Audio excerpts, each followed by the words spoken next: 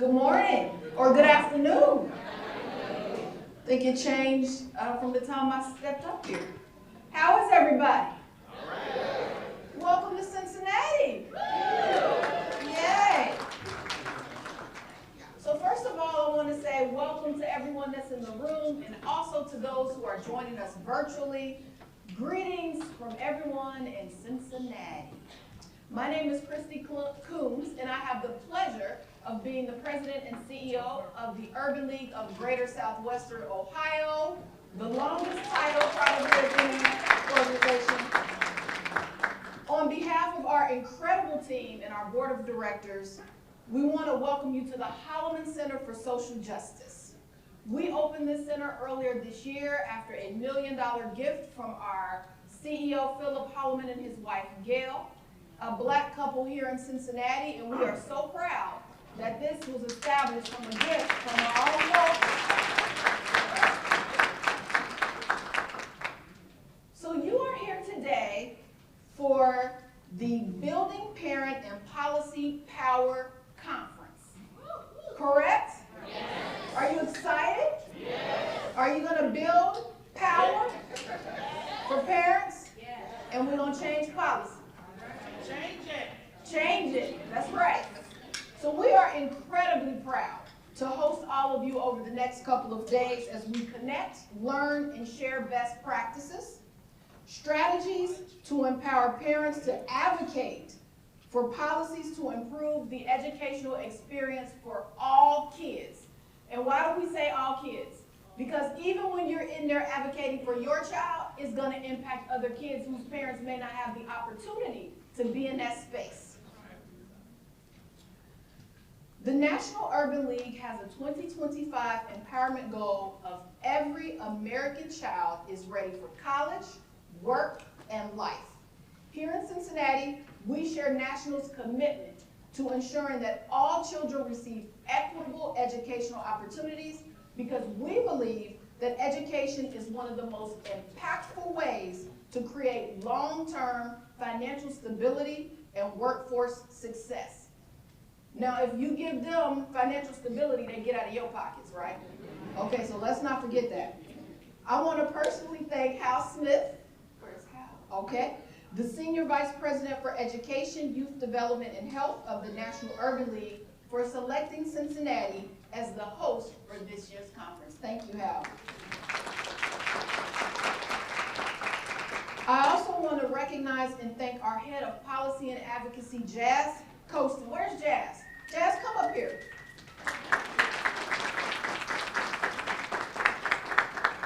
She has such a passion for this work. It is not just a job, it is in her heart, and she brings that to this work every single day, not only for the kids in our community, but her own kids. And she makes sure that they're part of the process as well. So I want to make sure that she is recognized. And you can stand on up here because I might pick on you some more, so don't try to run away.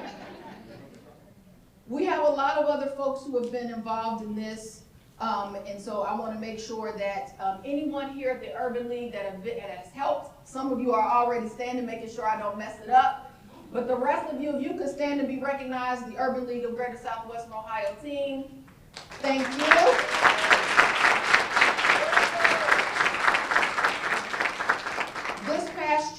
This year, we are celebrating our 75th anniversary at this league. We have 80 employees who you've just recognized and seen, and we are the largest and oldest black organization in Southwestern Ohio, servicing Cincinnati and Dayton, a 12-county region.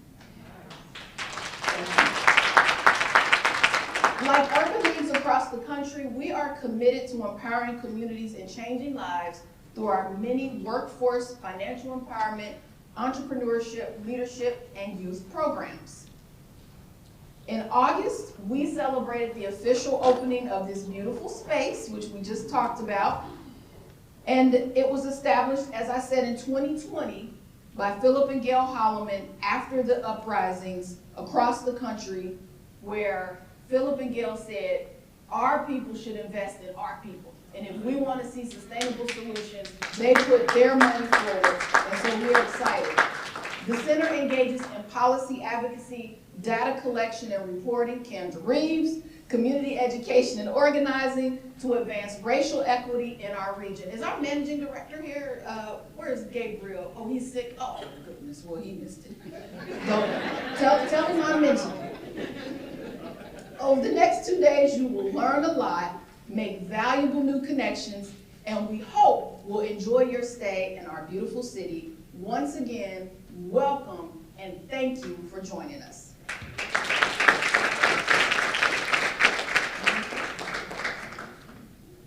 Oh, I was going to take her. I was going to take them on purpose. Do you? Oh, okay.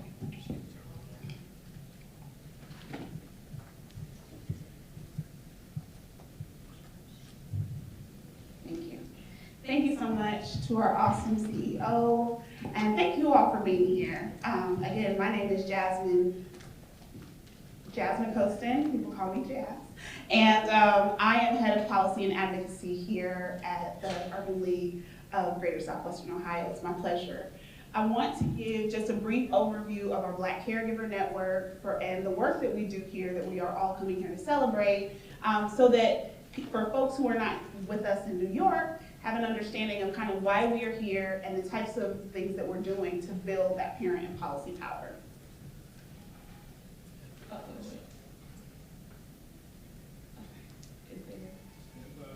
Okay.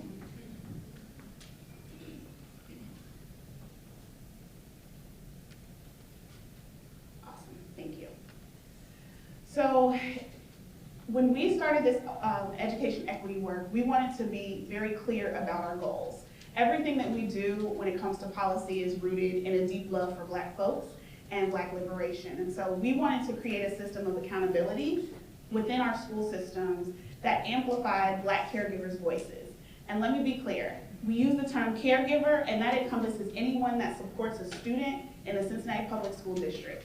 Why? Because as Black folks, we know that we are not traditional, nuclear family, A plus B equals C. Everyone, the village raises our students. And that isn't because of a deficit, that's because of actually the assets in our community. More than just a parent cares for a child. So we wanted that terminology to be nimble enough to encompass the beauty of our culture. So the accountability that amplifies Black caregivers' voices and measures what matters to them, giving them the tools and the power to hold the system accountable and elect candidates aligned with their values. So that was our goal. So we had some lofty goals, but it made it very clear that we wanted to amplify, we wanted to equip, and then we wanted to elect folks that cared about the things we cared about. We have a lot of building blocks when it comes to the way that we do things. Advocacy, so creating public awareness campaigns, making sure that we're building relationships, having accountability where we had discussion groups, we were recruiting influencers from the community, and then activation. How do we activate the caregivers in this network to make sure that they can do the things that they actually want to and see the need for being done? We based this on a foundation of organizing, community organizing. So we had an organizer that did one-on-ones. They assembled the Black Caregiver Network. They worked to build community partnerships, and they provided in-school support. So our in-school support kind of was something that we didn't even realize was needed, but our organizer would accompany caregivers in their conversations with school administration and say, hey, let's not test him out today, because that might not be the best way to get this policy changed.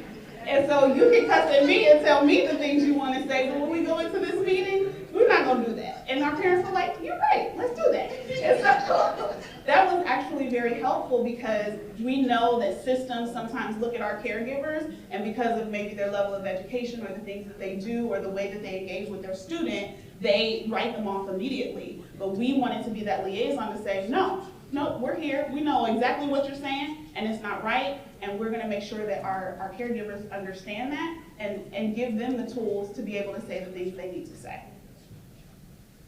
So from that came the Black Caregivers Network. That's how we named it, and it flourished. It really did. We realized when we kept coming to them. We would hold 2 meetings a month. The first meeting was anybody who wanted to show up. It wasn't like you have to be a part of this, that, and the other. It was like, we having this, come and join us. The second meeting was our parent leadership team, and they were the ones who were kind of like taking what was happening at the first community building meeting and then bringing it back and saying, this is what we're hearing, so these are the ways that we want to activate. So in that, we kept hearing, we don't like the way that we're being engaged. I don't like that I can't be the room parent, so that means I don't have a say. I don't like that I hear that we're having a principal search and I don't know any of the people who are there. And so we decided, let's talk about this engagement issue, because whether it's how they're being engaged in the student or the principal finding process, or how they're being engaged because they're not the room parent, it was all about the ways that our district, our schools, our administrators, our teachers were engaging our caregivers. So we wanted to facilitate a process of co-creation that was built on the relationships that we were building. How could we get the fruit of that and create policy change? So we did a survey, and when we talked about Kendra Reeves, she will talk to you about that a little bit more tomorrow, but she is the best data mine in the United States. And so she helped us create a survey, because we knew we're not gonna send this and it be 10,000 questions. It's not gonna be write out everything. We had 4 questions, and we went to all of the events in the summer and we're like, come take this, scan this QR code, and do this. And parents were like, okay, I can do that. How long is it? 4 questions. Got it. We'll do it. We also had our organizer do over 200 one-on-one conversations. She was meeting with anyone who was a part of the educational bubble, because we realized that it's not just what happens in school that affects education. That's one of the things that I say all the time. We'll have question and answers. That was one of the things that I said all the time. It's not just the things that happen in school. Everything else decides if the child is ready to learn. So we did that, and then, again, the caregiver meetings helped us to also know, man, my child XYZ this week and I didn't like it. Okay, how can we help you? It wasn't, oh, well, because that happened, this is what we're gonna do. It was, how can we support you? So it was co-creation. We were doing this in a time of COVID, and so everything was online. So these are some of the conversations we had. We had Zoom. When I tell you we had funding to send people pizza so that they would come to the meetings, it was like whatever we can do to engage folks, because we knew that the policies that were coming out because of COVID were gonna be important, and we couldn't live with ourselves with Black caregivers not being a part of that conversation. So it was like, hey, if that means we send a pizza to your house and you show up and you tell us what you need, that's what we'll do. And I love that, because I feel like it's like guerrilla liberation, right? Like just whatever we can do to get to the people. We had a lot of things, like I said, that summer. We did a lot of everything that we do in Cincinnati in the summertime it's a festival, it's a food truck, it's a whatever, and we were there. Our organizer, Kelly Dukes, she's no longer with us at the Urban League, but she is still doing amazing community work, and she'll talk to you about her strategy when it came to organizing, because she was like, whatever I need to do, I will do it, and we worked so well. It was like, I have a vision, girl. She's like, I got it. So when we came out of it, like I said, parental engagement rose to the top, school culture rose to the top as well, and then understanding school politics. One of the things that we talked about in one of our meetings was that people would say, oh, I hate the politics of things. And I would always say, politics is power. We're not, as Black folks, gonna keep saying we hate politics, because it is power, and we are going to learn to navigate them, because wielding that power is not negative. And so even understanding how to de-escalate systems and de-escalate issues inside of the system was a whole conversation we had. You upset about it? Write an op-ed. Write an op-ed and tell the world what's happening with your baby, because that matters, and that's a way to navigate. And we had a whole class about what is an op-ed, what does it mean to write one, where should you put one, what does it mean? And it wasn't this, I want to condescend and talk to you about something you didn't know. It was, let me show you a tool in the toolbox. And we had 5 different parents write one. It was tough. It was like, I would get emails late at night, like, can you look over my op-ed in the morning? But it was really a beautiful thing. Like I said, we came down to parental engagement and coalition building. So one of the things that I'm most proud of that we did with the Parent Caregiver Network was a letter opposing an Ohio bill in 616. It was a repeat of the Don't Say Gay bill that you see.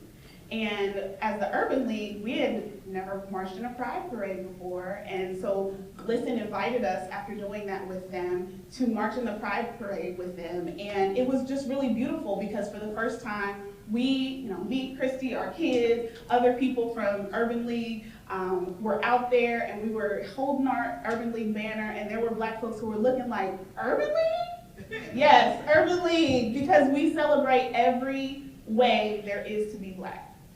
Right? We celebrate that. We know that we have caregivers that might belong to the LGBT community, and we celebrate that. And we want to know, how can we equip you to be your best advocate? And so maybe we've always been that way, but if we don't say it, if we're not loud and proud about it, what does it matter? And so now it's something we do every year, and we get excited about it, and we're down there at Pride, and we also are like, what are the ways that we can do better about this? We have many partners that we work with. I mean, everyone from CPS, of course, to NAACP. School Board School is one of the professional development programs that we send our caregivers to, because it tells you everything that you want to know if you want to run for school board.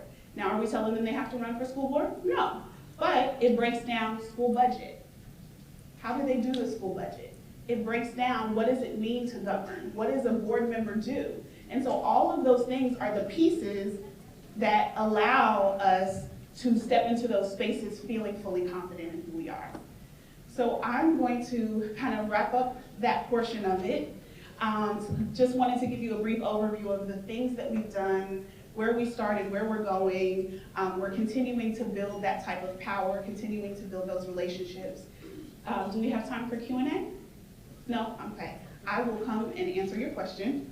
But right now, I want to, I talked about School Board School. I met Dr. Kareem in School Board School. We were in the first class of it, and Dr. Kareem actually did run for school board and won. And so I am so excited to bring Dr. Kareem up to talk about her journey from being a parent advocate to now being on the policy side, because I think that that story embodies really what we are here to talk about today. So thank you so much for coming up here.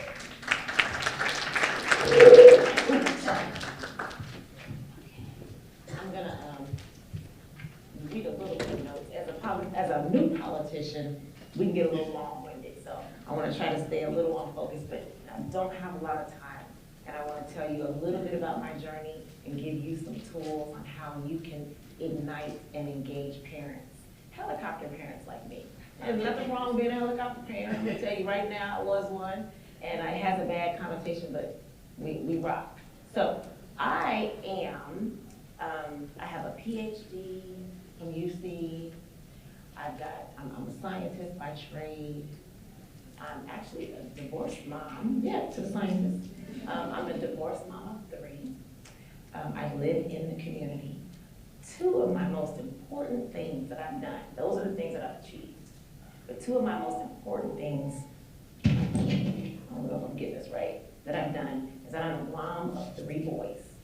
Excuse me, 3 adult men. They told me I had to switch that. And mom, we're not boys. And then I'm also a fierce advocate for young people. Fierce. Do I need to come back? Come back. Is it better? Come back again? Okay, is that better? I can take it off. Okay, so.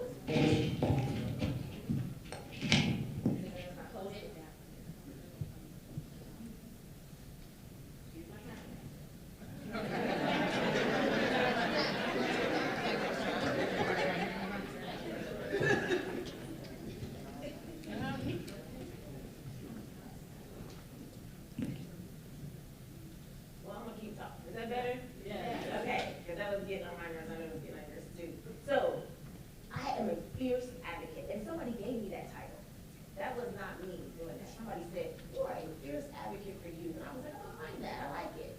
So one thing I want to really share with you is that parents, caregivers are the experts. They are the experts. How did I come to that conclusion? Because I have a son, I have three. My middle son had epilepsy. And we couldn't figure out why he had epilepsy. There's no family history, what's going on. And the doctor told me, he was like, well, Mom, you're the expert. You're with them all the time. I was like, yeah, you're right. I am. Parents, caregivers are the experts for their kids. They are the history books. They're the ones that can tell you, well, you know what, we had a bad night last night. Or they can tell you, you know what, he's gonna need some medicine because X, Y, Z is going on. I'm gonna come up later. When we engage parents, we need to engage them as the experts. When you call an expert to court, you don't be questioning the expert. I don't like how you said what you said. I ain't like your data. They're the experts. So what you need to do is figure out how to get their information so that you can advocate for them. So I did that very successfully. Let me tell y'all, I rocked it. This is all pre-office. Yeah. So I am a helicopter parent. I've been an academic advisor at the University of Cincinnati, helicopter parent. I saw exactly what our district was producing at the collegiate level, trying to get into college, and it was a deficit. It hurt my heart, but I'm teaching remedial education, remedial math at the high school level. Yeah. The college level. Something's wrong. That was my first light bulb, because I had a couple. That was my first light bulb. And I was like, well, what's really going on? Then I had an opportunity to work with a federal grant, and they had me in the schools teaching science and math. So I'm seeing it, 5th, 6th, 7th graders. But I'm also seeing just diminished self-esteem. They don't think they can because they have not heard that they could. Parents don't think they have a voice because I haven't shown you how to ignite your voice. I haven't shown you about your power. So I'm that parent.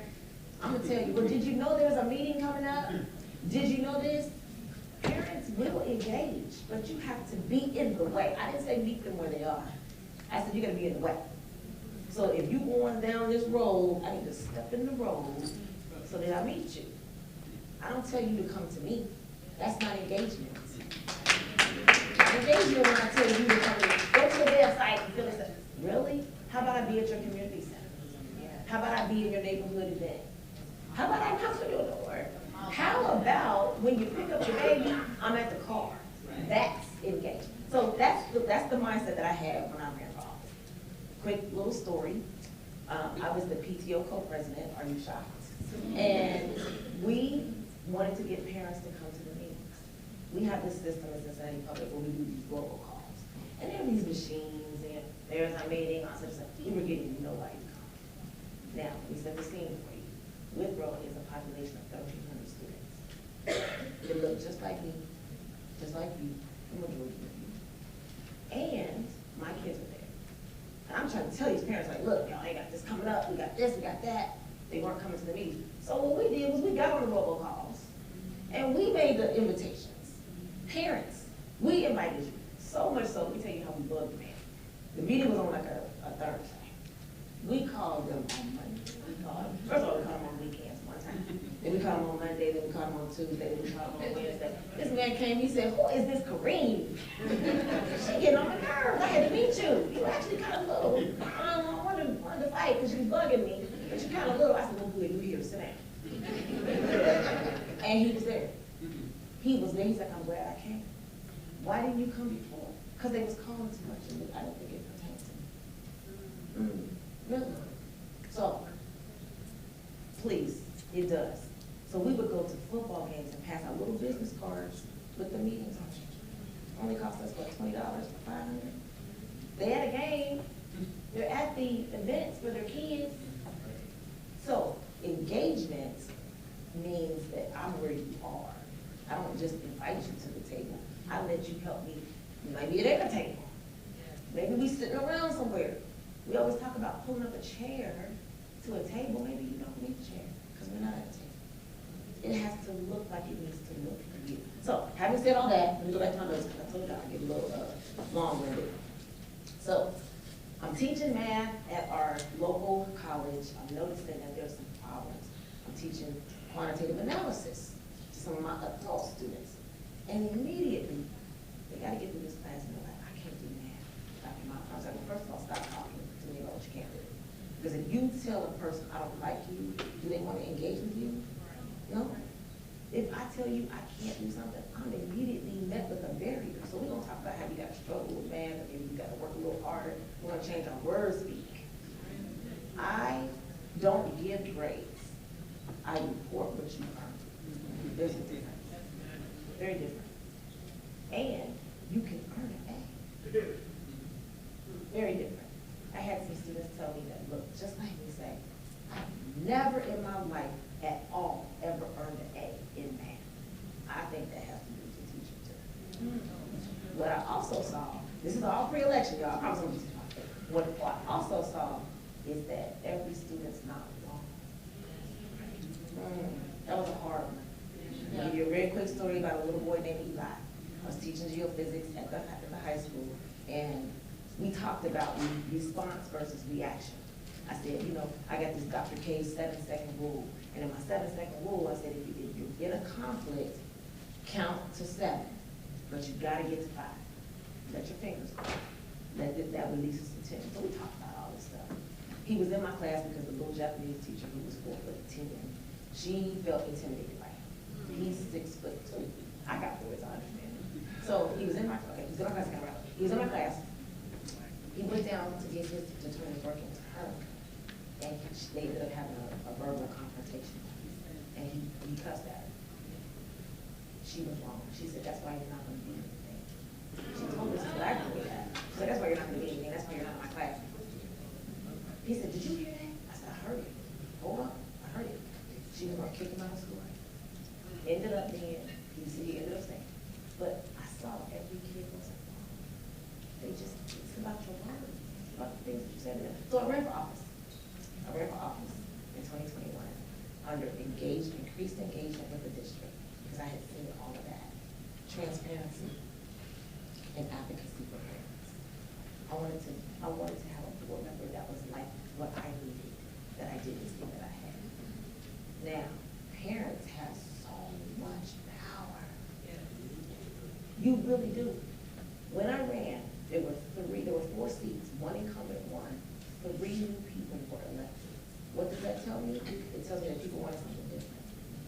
They want to be engaged differently, and it is possible. You elect people, that's your voice.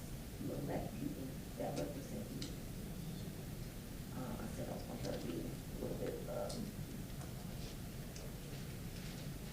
okay, I think I've covered everything that I really, really want to say in a brief minute. But I also want to tell you this. There is a war in education for our students. Flat out. I am sitting at a table with a budget of $612 million. I've never seen that much money before in my life. Every one of our babies has dollars attached to them. And there's people pulling at the state and federal level for that dollar sign. I also believe wholeheartedly, if you teach parents that their children are commodities, I'm gonna say it again, commodities, you hold over that. Would you just let, if you had a Ferrari or a Lamborghini, would you just let anybody touch your Lamborghini? Would you just let anybody in the car? No. Don't let anybody just talk to you crazy. Don't let anybody just think that your voice doesn't matter. Because if it didn't matter, they would not be trying to make your voice matter. It matters. But we have to, at these tables, we have to ignite parents. We have to remind them that their voices matter and that they have power. And I promise you, every time I've done that, it has worked. It's something that everybody can do. If you can't write an op-ed, you can't come to a meeting, you can share with 10 friends at the local bar what's going on. You can actually come and write or talk to your politician. Because I'm going to be in your way, so you're going to see me. That's what I ran on. That's what I wanted to share with you all on a very simple level, obviously, I'm not going to say. But make sure that you all work really, really hard to ignite those parents, guide them in what they need to know, and help them advocate for their commodities, which are our babies. That's it.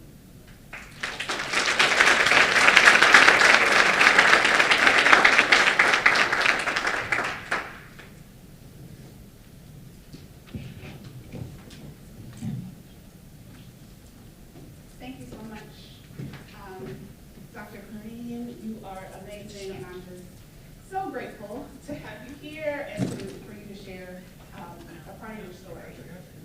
Now we want to have our parents talk to you, because that's what we're here for. So like the celebrities are here.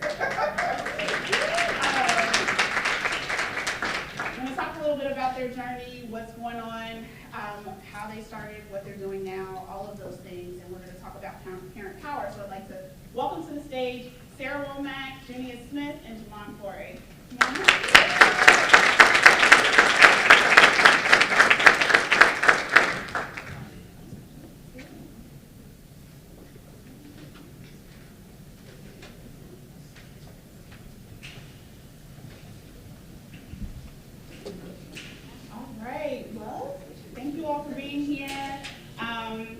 So I just want to get us started.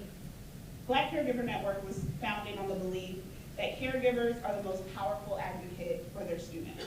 Can you kind of tell us a little bit about your journey as an advocate for your child or children? And I'm going to start with you, our OG. So first off, I am the mother of 3 young kids, ages 9, 7, and 5. Make sure your Mic is on? yeah. Okay. Is it on? Yeah. And when I moved to Cincinnati from the East Coast, I didn't think about being a parent at the time. So when I chose my house, it wasn't in the best school district. But when the kids became school age, I knew I had to do something, and that is the beginning of the journey for me. How I connected with Urban League is somehow on the distribution list, and I got an email, and it was there were many things being discussed in the email, and at the very bottom was, if you want to support education improvement, reach out to Kelly Dukes. And so I did that, because that was right about the time I'm thinking about, okay, how can we do better with the school system? So that's my background. Okay. Thank you. Hey y'all, I am Jamon Corey, and I am, it's been a long journey for me. I tell folks that when I was in high school, my sister had her first kid, and I raised it. So I started off as an uncle. Then I started working in education when I was 19 years old. So then there were all of these young folks who were following me around, and some of them still are. And then I was a step-parent, and my son is 18 years old and is a senior in Cincinnati Public Schools. I am a product of Cincinnati Public Schools. I worked in Cincinnati Public Schools, and now I got a little 8-year-old, started from scratch. And I've got a 3rd grader in Cincinnati Public Schools, and I've worked in education. I've been an uncle, parent, a step-parent, a community parent, and an educator. So I've always been kind of plugged in and connected to young people, and young people have needs. Young people have experiences, and young people need somebody to speak up and communicate on behind them, to stand in front of them, behind them, and beside them at different points of their lives. And I have had the pleasure and the honor of doing that in a bunch of different ways. So I'm glad to be here. Virginia. Hi, my name is Julian Smith. I actually grew up here in Cincinnati. I landed here because of misconception of growing up. I grew up, both my parents were involved in the school system, and I saw always men around, and it was amazing when I finally became a parent. I noticed a lack of male involvement or acceptance of an education. So I'm still on my journey of making sure that the school system sits there and make sure that they're engaging with definitely being more fathers and male involvement in the education system. Like I said, I'm very fortunate I met Jasmine through School Board Schools, as well as Kareem. Kareem is actually part of my journey. Short little story, when she ran for office, I actually was a parent who came in with a hoodie on, was pretty ticked off, and it was really funny watching someone speaking up on the stage, on the platform, having everyone in my thoughts as a parent going, you guys aren't telling us enough, you're not letting me know you're meeting me where I'm at. So it's an honor to be here, especially with these folks right here. Thank you. Can I say real quick, Dr. Kareem is like all roads lead to her. She was one of my helicopter parents. I had those adult men were boys in a school that I worked at, the first school that I ever worked at. So we go way back too. Awesome. Yes, things that we found in our engagement with caregivers was that Black caregivers viewed engagement less as volunteerism and more as holistic support of their students and the school community at large. Can you talk about the ways you found to be most impactful and fulfilling in your engagement with school students? Yes, I'll start. And so, let's talk about the neighborhood school. So the neighborhood school where my residence is was considered a failing school by the state standard. And when I became I would prefer to walk the kids to school, but that wasn't an option at the time. And so what I did decide to do, even though I didn't send my kiddos there, was to try to advocate for the school. So I met with the principal and told her what my vision was. So just a tiny bit of background. So I have a research degree in engineering. So I figured, well, let me apply some of the scientific kind of method sort of way to school improvement. So I approached the principal with that kind of mind frame paradigm, and she was on board. And she said, do you want to be a part of the LSDMC, the Local Decision Making Committee, which is a group of parents plus community advocates plus others, and they come together in a similar way as a PTA might come together and try to influence decisions in schools and outcomes. And so that's kind of the starting point of it. When I got, there was no PTA at the school, so the first step was, well, can we form a PTA? And so that was some of the kind of activism work that I started with on the journey. And then, of course, it reached out to the Black Caregiver Network as well to see if we could synergize our efforts and do more faster. So that was the beginning of it. Thank you. The beginning for me, I would say when I was working in Cincinnati Public Schools back in the days of Cincy After School, where we had a network of out-of-school time programs that were community-led and organized. And one of the major components of that program offering was parent engagement. But the only way that we measured engagement during that time was how many parents came to the event and signed in on the paper. Y'all know how that goes. I talked to parents all day long, and when it came time to report on parent engagement, my parent engagement numbers were low. And I'm like, I know you love me. I know every one of my parents. Let me tell you how they show up. Let me tell you who I talked to and the information that they gave me. Let me tell you which parents you can talk to if you can't reach another parent. Let me tell you how these parents are coming in and bringing snacks when the snacks don't get delivered. Let me tell you all the ways that parent engagement is happening in our schools that y'all aren't counting. So then when we started to do program evaluation for our programs, I'm like, we've got administrators weighing in and telling us what we should do. We've got the teachers telling us when homework's not getting turned in. We've got the district telling us whether or not our schools are making improvement or not, but we haven't heard from the parents around what their actual experience is. So we started pushing, we had a requirement to do a parent survey, but it was one of those things that got kind of stuffed in the back of the folder at the end of the year to say you did it. But we started planning with the data that we were getting from our parents. So every quarter, asking questions around their experience. Not just their experience, but also their needs and their desired outcomes. Not what we're gonna do and how you feel about it, but what is it that you need for us to do as we're showing up for your young people, and how can we do that together? So we kind of revolutionized the way that we track and measure involvement of our parents in our schools by just taking a look at what was already happening. The wild card. So my reasoning for really getting engaged actually started with the Cincinnati Public Schools lottery.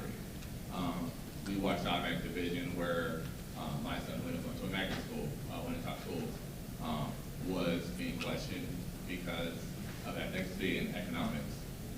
You watched several schools be divided. We had a local school here that people came out for 3 weeks just to go in. I'll be the first one to tell you, I made arrangements because this is one of the top schools in TPS. And that started the whole thing. And to walk into a school and to automatically have the vision as a parent, we weren't getting information. The best example is, I know a gentleman who is currently a doctor over at Trial. He was going to night school, he'd come in, brings 4 girls to school every day. Not one parent, not one administrator ever said a word to them. For 4 years, never said a word to them. Me, because my personality is a little wacky and peculiar, I noticed there was dads dropping their kids off. I would just run down the street and high five people and high five dads. That was just me. That was my way of engaging. So I decided to go join the PTO at our school. What I found at the time, I was the first male to be on that board in 8 years. And I was kicked off in less than 60 days. And I was kicked off because, quote unquote, the letter I got is, you don't sound like us, it's not how we think. And to me, that was the most motivation I ever had. And this is going to bring me back to Kareem, ironically. We had a mutual friend, I sat on the porch with them, and we were playing. And part of the reason why my journey started is because I wanted to talk to every politician, every school board member, and ask them, excuse my French, why the hell are you not thinking about my child? Why are you not thinking about my child's friend? So I personally engage and advocate from the point of not the 10% of the PTO who show up for the meetings.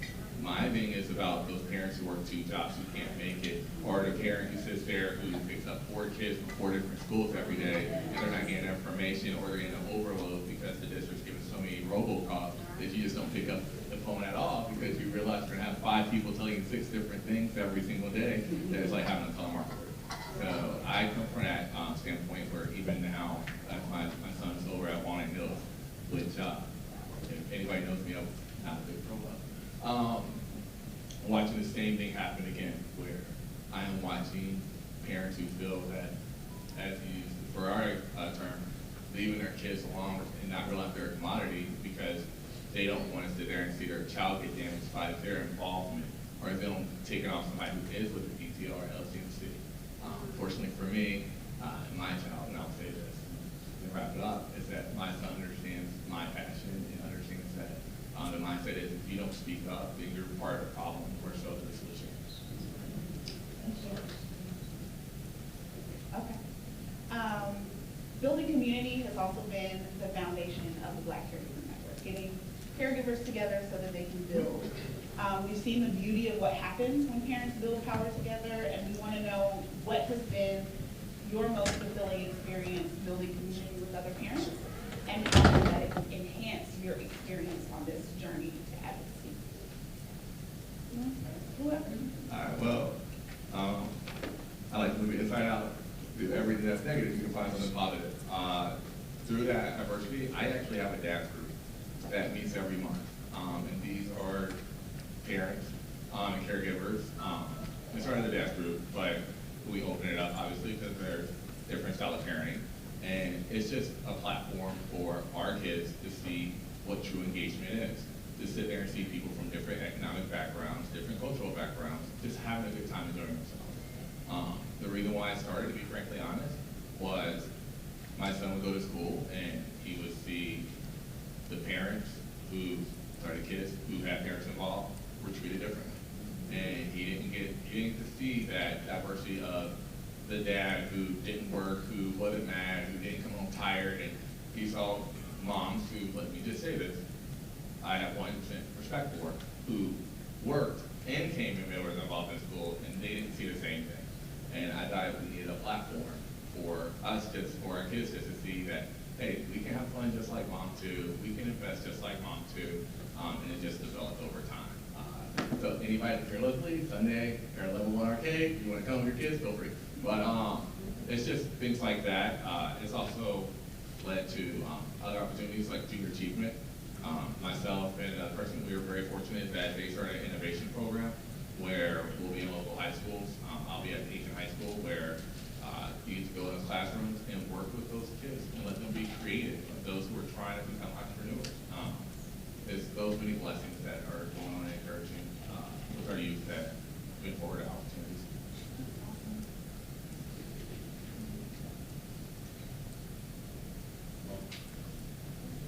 So throughout my oldest child's education journey, I feel like we started off when he was very young, being in a situation that was not such a great one, where he was not seen in school, he wasn't fully understood by his educators, did not feel like he can be his best, brightest self at school.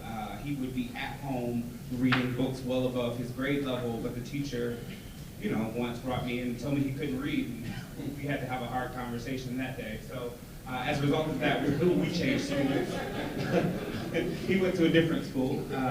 It was a long journey. I could tell that story another day, but we went to a different school. And when we got to the different school, there was a teacher who brought us in because it was during conferences. It was like, he's doing so great, but you know, he talked a lot.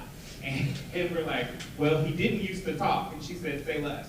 He can talk as much as he wants. So through that process, he started making friends, and she gave him space to do that. And those friends became our friends. And those parents of those young folks became our friends. And we ended up creating kind of a community where at least once a month, we were going out and seeing a movie, we were going skating, we were doing things, and we were like, not making a lot of money at the time, but whatever we had, we were spending on those kids so that they can be together. And by coming together, we got to meet each other's parents, and they got to be, can you pick up from school? Sure, I got you. Can you help with homework? Yeah, I got you. And we had this informal network that existed outside of the school, but I can guarantee you we weren't on any roster for parent involvement. Yes, so it was about building community. Do you mind if we switch over to Q&A? Okay, we're gonna switch to Q&A. If you have questions online on the live stream, if you don't mind putting those into the chat, and we will do our best to get those answered. Are there questions here in the room? Come to the microphone here, do you mind? We can. So everyone can hear your question. And if you other folks have questions, if you don't mind just creating a line, just coming up so that we can. Thank you so much. All right, hey y'all, thanks y'all. I'm Tina, so I have a question for you. So what is your advice for starting a group of dads, or just in general, getting dads more engaged in like the education work and just overall? Well, to be perfectly honest, I think it just starts with wanting to be part of your kid's life. Mine started with coaching, and I'll be frankly honest, like, it's just walking around saying, taking a normal night that you would hang out with your buddies at the bar or bowling, and just including kids in there. That's really how ours started. I literally just went around to dads and invited them out to bowl. And I said, bring your kids. And the dads that I couldn't get hold of, I went to their wives and said, hey, do you want a night free of kids? Tell your husband to bring the kids. And that's realistically how it started. I would be remiss. I have 6 gentlemen. They're all at different schools. Their kids are all older at different schools. And we get together, and I'm very happy that one started a dad's program out there in Sycamore. So we all get together. It just starts about just us committing our friendships to our kids' level. And you know, it's a slow build. It took 7 years. Trust me, it took 7 years. And a lot of sorrow nights, but it's like, where do you want to invest at? And investing in my kid and his friends is definitely worth investment.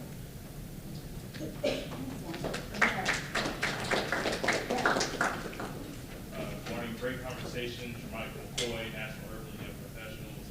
Questions in regards to the dad, but I know you specifically said you should have at least had a high school before. I have a younger brother who lives in Tennessee, I live in Richmond, Virginia, and who is a high school junior. Like, what are some recommendations for helping him prepare for like life after high school, even from like a long distance standpoint, because it still needs preparation, not necessarily getting it at this moment in time. That make sense? Absolutely. I think that is the question of the ages. I think that at that age, one of the things that I used to run a mock legislature program, and I used to take young folks from all over to come and go. And I would always go to the school like, don't send me your best and brightest, send me the young one that just got suspended. I want to take them. And I never had any problems. But what I always say with young folks is take them places, show them things. And when a young person sees something that they want, the first question they're going to ask you is how to get it. And we start to engineer backwards. We talk about using the engineering and scientific method, like going backwards, like starting with presenting something and asking them, what do you think about it?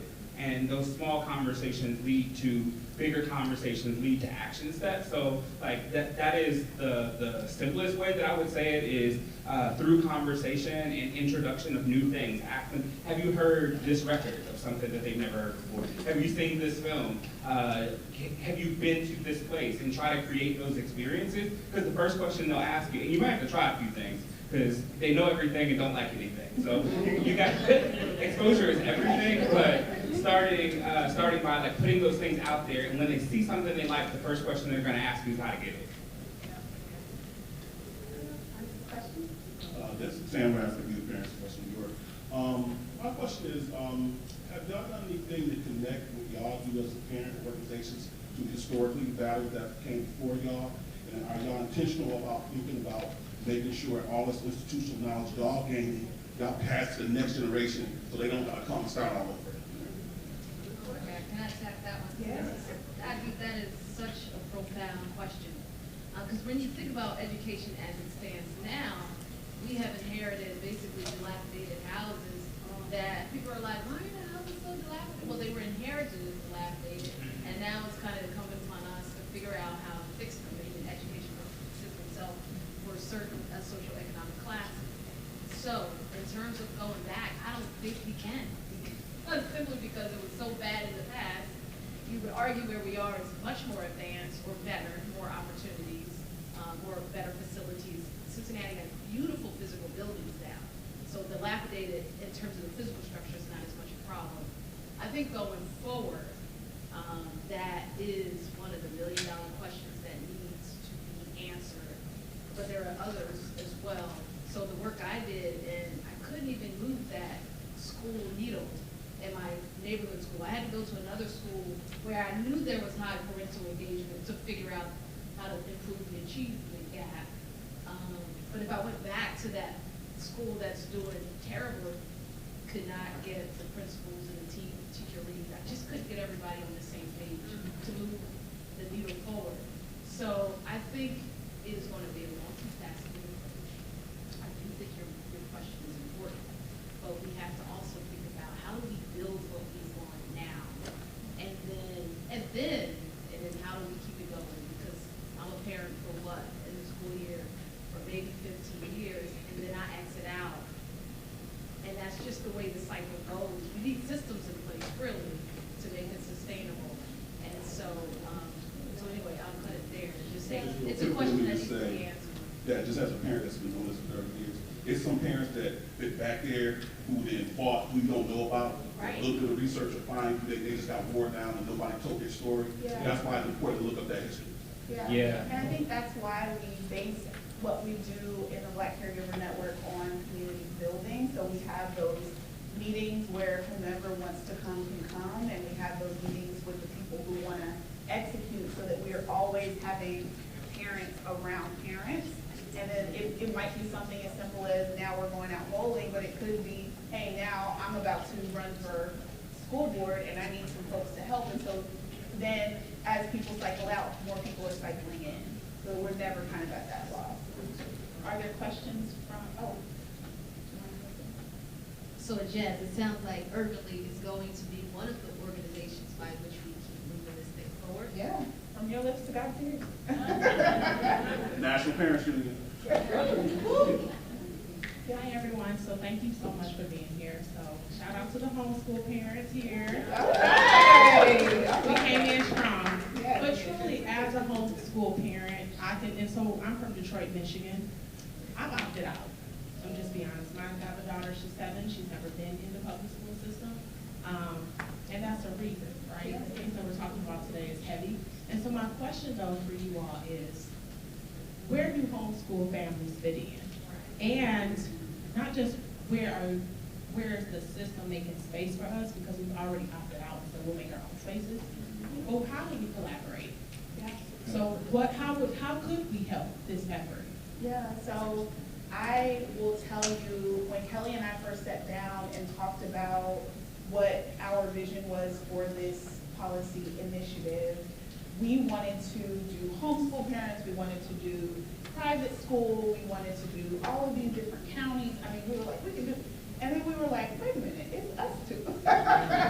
What is that gonna look like? That's why we focused in on CPS, which is the largest kind of district here in this area. But I appreciate you bringing up that point, because we want to support homeschool parents. We just didn't have an entryway, right? And so I think that is incumbent on us to find those parents, to build that community, because even though it's not the same district or the same like way that students are engaging, parents would want to possibly engage in that way. So I'm gonna put that on my list of things to like prioritize as we continue in this movement, is to seek out those parents and see how they can connect.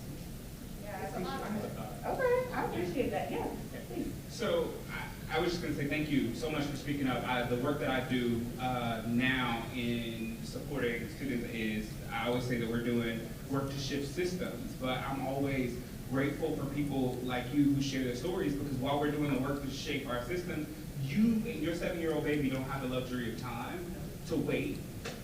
So I'm grateful for you sharing your story and where you are and what you're doing, and what I think is collectively, even the work Dr. Kareem is doing on the school board, looking at the entire ecosystem that our young people are in, and thinking about the resources that are there, the educational assets that show up, and how we're buttressing and supporting those things, because you should and could have access to those things as well. Like thinking about the community centers, the library.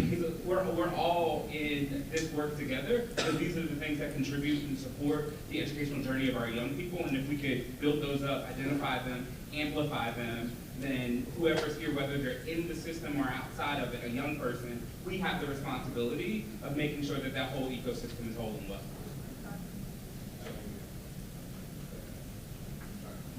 My team member has a question for her. He heard that she needs cookies, so I'm back again. I'm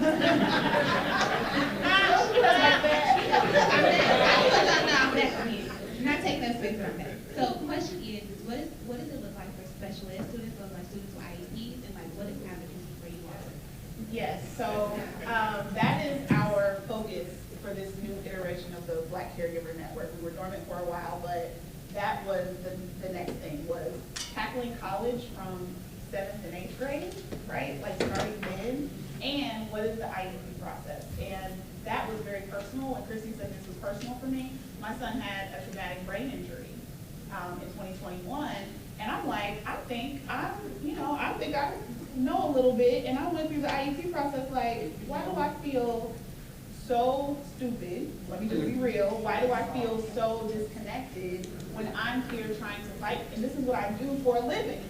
And so I was like, if I feel like this, I know my parents are like, what is going on? So now that's the thing that we want to get together on and say, what are the things that we need to have a liaison in this process? How can we come together to ask the stupid questions, because none of them are really stupid, but you might not want to ask them in that meeting. What are the ways that you need people to show up for you so that we can do that? So we are definitely doing that, and then I'll let Junius, you had something.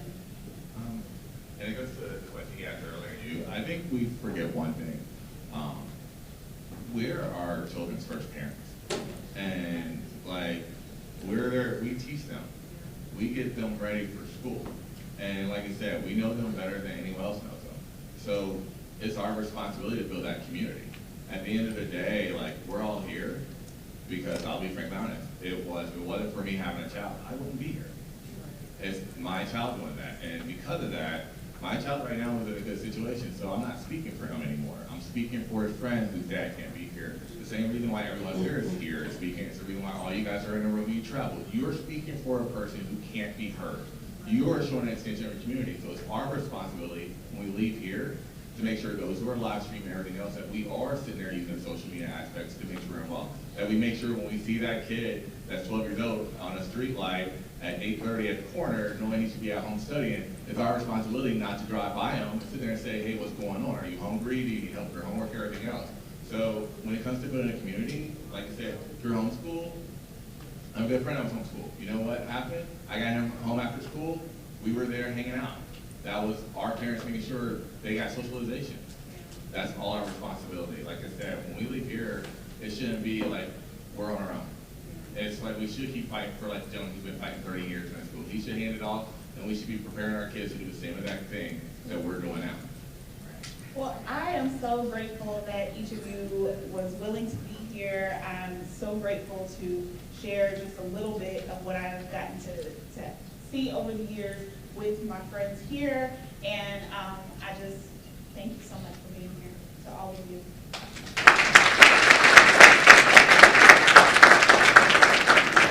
All right, so one of the things that was really important when we were putting together the convening this year was we couldn't do any of this without our partners at the foundations and organizations that fund us for this work. And so they have become co-creators in this work, they've become friends, they've become people that we rely on for this work to be successful. And so I wanted you to get a chance to understand where they come from, what part they play, and we have some amazing people here today. So I want to introduce you to Isabella Fruet, Program Officer, Community Strategies at the Greater Cincinnati Foundation. Come on up. Ashley Young, Vice President, Policy Engagement at Interact for Health. And Megan Fulker, Program Director of Health Policy and Systems at Interact for Health. All right. Well, welcome, everyone. I am so glad to have you. I feel fancy. Now, Ashley. I was going to say, I feel like you need to disclose my Yes. show and say cheer. Ashley used to work at the Urban League here. We were a part of the Center for Social Justice team, and so that's why she gets, and she's like Miss Urban League extraordinaire too. So that's why a lot of people know Ashley. But it was great for Ashley to go from being a colleague at the Urban League to then being a funder, because it was like, oh, this is great. So that everyone kind of gets to know each of you and your organizations. Tell us about who you are representing today and the current goals, values, and strategy of your investing this cycle. And I know that Megan and Ashley are both from Interact, but if you could tell us kind of the difference in your roles and how that kind of relates to what you do today. So you want to All right, so good afternoon. I'm Ashley Young, really excited to be here. We, Megan and I work at Interact for Health, and so we're a local foundation. We cover 20 counties, so Southwestern Ohio, Northern Kentucky, and Southeastern Indiana. Last year we went through a new strategic plan, which I'm really, really excited about. What we did was really talk with community and stakeholders to really identify what kind of value add could Interact bring. And so we're a foundation that was founded back in 1997 when the HMO closed. And so we're an endowed foundation. And so we pull from our endowment each year to give funding out to the community, which I think makes us very unique because we don't have donors that we have to answer to. And so that makes our funding a lot more flexible. And so one of the things that we heard a lot from people is that, you know, before we focus in on like tobacco, opioids, very kind of specific narrow areas, and people just felt like if they didn't fit within these narrow boxes, they couldn't get funding. And the issue that we heard a lot was mental health. And so with this new strategic plan, we really have a focus in our foundation is really advancing health justice. And so for that is really just trying to really think about how we address issues with a different process, really thinking about how is community being able to lead and decide, focusing in on policies and systems to really moving us more upstream, and then also thinking about how we talk about issues. And within mental health, we kind of see this overlap too, of really focusing on youth mental health. That's a huge issue, pressing issue within our community, and a specific focus on youth. And so that's kind of how the power building kind of comes out in that area. So really excited about the work that we're doing. We're on a journey.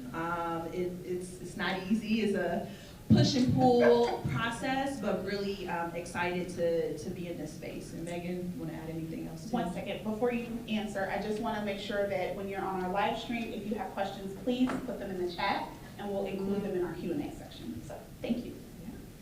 So my role at Interact for Health is Program Director of Health Policy and Systems, working on Ashley's team. And prior to shifting to the new strategic plan, did a lot of local policy work, but very specific in tobacco. And I think what's exciting about our new work is really just addressing the social drivers of health and addressing what communities want to elevate as those policy issues. So have the awesome opportunity to work with people like Jazz at the Urban League and support the policy work that you're hearing from the community, and so that we can really impact change. You know, I think we were showing up in community previously as like, this is an important issue, we see this as an issue, help us address this issue. And not that it wasn't important, but that wasn't the top priority for all communities. And I feel like now we have the opportunity to say, what is your top priority? We want to help you address that. So it is really a shift and a learning journey for us as an organization as we continue on this path. Thank you. And Isabella. Hi, everybody. My name is Isabella or Bella Free. I am a program officer with Greater Cincinnati Foundation. We are the local community foundation. We serve Southwest Ohio, and for those of you from out of town, Northern Kentucky, we kind of claim a little bit of that here in Cincinnati too, and one county in Eastern Indiana as well. My specific focus is I do educational grant making, but recently we have undergone some really wonderful growth in our community strategies team that I sit on. I think what I would let everybody know, I don't remember who set it up here, but the field of philanthropy is slow to change, but I think we are seeing some changes. We are seeing a growth in valuing that community voice. If you are part of the community and you are ready for your voice to be shown, bring that voice everywhere, because you never know who's around you listening, who's ready to partner, who's ready to advocate with you, who's ready to walk that walk with you. So I think that's definitely something that is growing. I think philanthropy and also in some other systems as well. That value of occurring with the community and not to the community. And I have one other thing too. Everybody that's here, that's part of Urban League affiliate too, to Megan's point, she made a great point. I just want to point this out because we don't often make the connection within the Urban League, is that your programming can help inform your policy and advocacy work. That is a unique value proposition that many organizations don't have. And so if you don't have a policy agenda at your affiliate, you should have a policy agenda and talk about how your programming is informing that. I think that's a missing gap, and we oftentimes think about these things as separate, but it's not a lot of organizations that can actually say that they have this continuum that they're working with, and so I think that that is a unique value add that we all should be talking about. Awesome. Well, I want to open it up because this is a unique opportunity to have conversation with funders for all of the things, right? So many people have pulled me to the side like, how do you do this? How can we bring this? This is step one because you got to pay folks. You got to pay folks, you got to buy pizza, you got to do all of the things. So if you have questions, again on live stream, please put them in the chat. We will get to those. If you are in the building, come on up to the mic and we will have Q&A. Yes, thank you. Good afternoon, everyone. TJ Green from the National Urban League Young Professionals. So my question is, from a funder perspective, what advice do you have for new foundations or re-emerging foundations? How can they best position themselves from an advocacy perspective so that they can create those inroads to have strong philanthropy ties? So your question is about for new foundations or emerging foundations, what is their advice on creating relationships with funders? Right, utilizing advocacy. Advocacy, okay. To help create those partnerships. Okay. I would say start in the community by listening. I think being able to listen and see what the needs are and then be able to be strategic about building an advocacy agenda or initiatives around whatever the needs might be in the community. Awesome. Yes. Thanks, Ashley.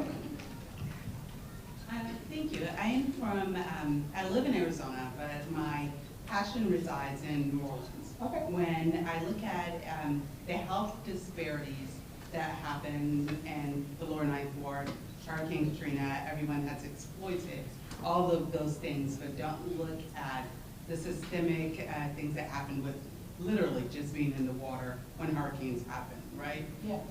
There are a lot in California and around the U.S. There are a lot of places that have cardiac rehab units, and they also have oncology rehab units, but it's always private industry. They're not community-based. So what I'm looking to get more information on, and what I'm trying to do, we've already secured land and all of this, but what we're trying to do is do cardiac rehab and oncology thing as a community-based program, not as a private institution or a clinical hospital, even though we know there is money when it comes to cardiac rehab, because that's a thing that's funded and prescripted. So that's kind of where I'm looking and literally looking around the country, working with other organizations that are willing to do a community-based organization in that particular place. Because you can't find, even the data shows you triple negative breast cancer resides in Black women at under 40, right? But you don't get screening to over 40. So that's where we're currently at and what we're looking at. So as I have the opportunity, and you talk about health, and as somebody who's extremely interested in education, because I said you can't be well if mothers in the community aren't well, Right. period. Right. So your question is? My question is, from a funding perspective, how can we flip the model? Because we're looking to do something that doesn't exist, or it's something that's very different from the existing private institutions and how rehab, cardiac rehab specifically, and oncology rehab happens solely private institution. Okay. But we're not trying to do a community-based clinic. We're trying to do this specific thing, because we know that's where the need is. So as funders, how do we kind of do something that has never been done before? How do we approach funders for that type of thing?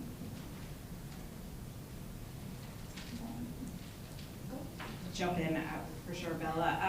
So I think when you're trying to do something different, it's about finding the right fit for the funders. So I think like Ashley, when she described us at the beginning, we are a foundation that lives off of our endowment. We don't have donors. We can't accept money. So we can be a little riskier. We can do things a little different. We're willing to take on innovative projects that maybe haven't always been tested or are something new.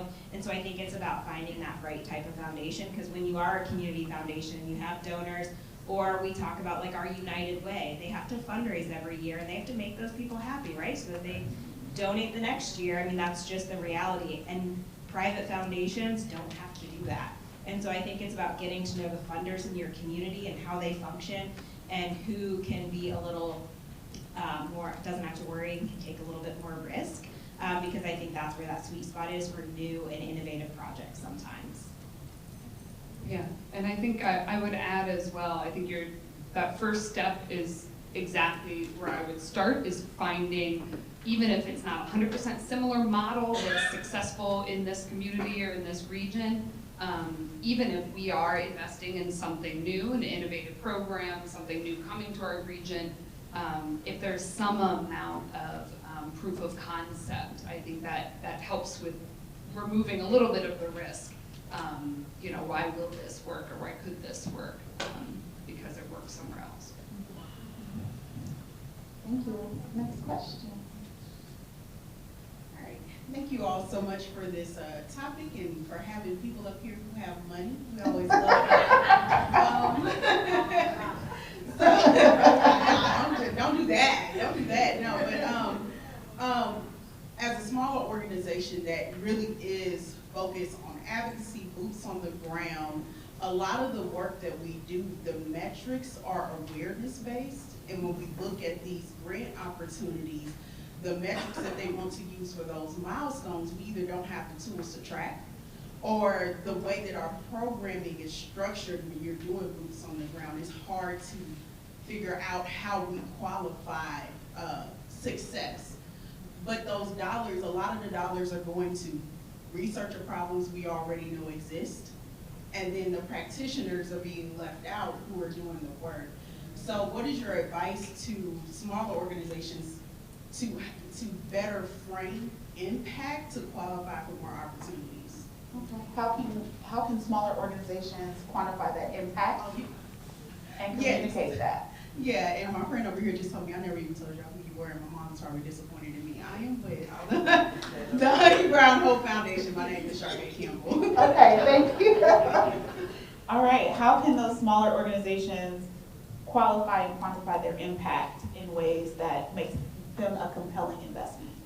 I think one of the things is to maybe leveraging a partnership with a local university and maybe having a student that can help build out some evaluation. Because I think we're in an interesting spot in philanthropy too around measurement, and the metrics, you're right, just aren't quite right yet. And so I think one, kind of building the case, I think we've been undervaluing storytelling too, and so I think storytelling is another unique, and we're not talking about these pity stories, charity, talk about somebody that, oh my gosh, we gave them food, like no, like some authentic storytelling that's not demising people, you know what I'm saying? So I think like exploring that would be helpful, and then I think sitting down and having an honest conversation around how the field is moving versus how that organization might be measuring, because I think, again, going back to relationships, and I know it can be awkward, but I think if you find the right person to have the conversation, oftentimes in philanthropy, like people are, look, I don't like to go on a meeting, people just say, oh yeah, that was great. No, I know everything that comes out of my mouth is not great. So like, being able to have that type of relationship where you feel comfortable just engaging in a dialogue. And so you might even think if it's an off-grant cycle, starting to have those conversations prior to money being released, because it might feel like a more low-pressure situation where you can be honest about like where you are. But that would be my advice. Is that helpful? Anyone else want to? Sorry, yeah, I have a decent example. I think recently I was working with an arts organization that was actually declined for a grant, and one of our arts grants, and one of their declinations was, one of the reasoning was their performance measures. It was all what we call, outputs versus exactly what you're saying. We do like those, right, we do like those, while also recognizing the need for pairing, that there's gotta be those boots on the ground while also measuring that. And as I was talking with them, I said, well, tell me some success stories. And they said, well, we've sent, 3 kids that were involved with our arts programming just got into UC Berkeley and are going into arts. And I said, well, that's your impact. Why didn't we see that in your application? So sometimes it's also, even if the numbers are real small, that long term, sometimes it's like, don't sell yourself short. Like I was like, you gotta report on those, even if it's 1 kid per semester that you can, if that's measurable, 1 kid, we know that to do that long-term impact, right? They're tracking until they get to college. Like they track this kid for 8 years. Right. So I don't know if that's helpful as well. Yeah, focus, even if it's a small number. Thank you. Thank you so much. Next question. Yeah. So good afternoon. I appreciate you all having this conversation. I want to introduce myself first. My name is Dr. Amanda Wilkerson. I'm an assistant professor at the University of Central Florida. The only reason why I'm saying that is because as we're having this conversation, I'm having an out-of-body experience. Because in Florida, when you talk about policy, power, and money, particularly when we start intersectionalizing that with education, we're in a very troubled spot.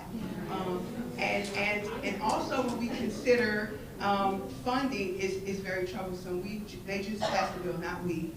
They just passed a bill in our legislative system where, we can't talk about diversity, equity, and inclusion measures. We can't even go after funding as a faculty member at a state university for this.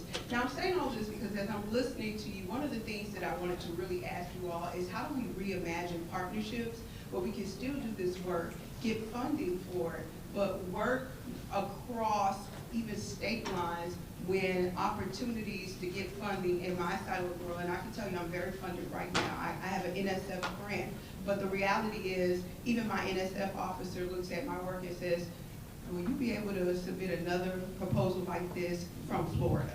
And so it would be illuminating for me if you could just talk about what it means to reimagine partnerships beyond the borders of our communities and our states, what that looks like for funders and how that can be executed well. Because the other thing I think about is hierarchy. So you just mentioned to the person who left up here to work with university, personnel, and I thought to myself, try to do it is very difficult because researchers have their own agenda that they come with, and she probably has hers. And if somebody walks into my office and say, can you write a grant? I'll tell you I'm not a grant writer, even though I write grants myself. So I'm saying all that to say, like, how do we make it equitable? How do we ensure that there are not hierarchical systems? And what does that look like for funders when you're looking at folks that are working together to make an impact and making sure that you're funding things that will there will be a true measure of great partnership.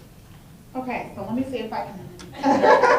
Go ahead, Jasmine. So, what I heard you say is that you want advice on how do we reimagine seeking funding, doing programs across borders, based off of the things that are happening, you know, state by state, and how can you create true collaboration, and how do funders see that? How does funders see that? Okay. Thoughts? So on the collaboration piece, I think at least for us, like that is something we highly value. I think that's a positive thing, but we always like to make sure that it's true collaboration, that it's not just one organization benefiting. I think sometimes we'll see things, a big institution is coming to the table and asking for money, and they have a small nonprofit in community that's like gonna do this community engagement piece for them, and they're not paying them equitably. And they're not valuing that piece of the work, and that piece of the work is probably way more important than what the big institution is doing. And so I think that true partnership where people are equal partners and we're valuing that boots on the ground, that getting into community, that work is hard work, and we need to pay for that work. We all get paid to do our jobs, we need to pay for that, right? And so I think how you communicate that partnership, I know something for us, we always do site visits before we award applications, because only so much can come out on paper, and you get so much more information by sitting down and having a conversation with someone. And I think it's very telling who shows up at that site visit, right? So if it's a partnership and a collaboration of organizations, but only the main organization shows up and they're talking about how they have all this community involved, but they can't get them there too, and we'll come to you and meet, you pick the time, and if they can't get community there, that's a red flag of like, well, it's just the institution talking. And so I think those are things that we really look for when we're talking about collaboration, to make sure it's true and authentic, and we're not just having a nonprofit or a community organization on the application for namesake to say that we have community involved. Yeah. And the last thing I'll add too is I think that coming to events like this and having people from different places and really even leveraging the National Urban League, because to your point, there's work happening throughout the country that are best practices, and so like how do you start to engage more to get different best practices to take to places? Because honestly, like all the bills and different things that are passing, they're passing around those as best practices different places, and so I think that there's an opportunity to be way more strategic around, like to your point, of like identifying places where good work is happening. How do you talk to them? How do you learn from them? And then I think the other piece too that we don't think enough about is that 501c3s can't do all this advocacy work. And so we're the C4s, and how are we thinking about multi-entity organizations and how we're collectively all working together, leveraging the different strengths that each entity can provide within the lobbying space. So I think, again, just kind of identifying, leveraging opportunities like this, and just being kind of strategic around how you learn from them. Yeah. Thank you. Next question. Hello. So my question is, as a funder, what are the top 3 things that stand out or that you look for from grant applicants that you're selecting for funding, and what is the biggest red flag that gets people denied? Okay, green and red flags for applications.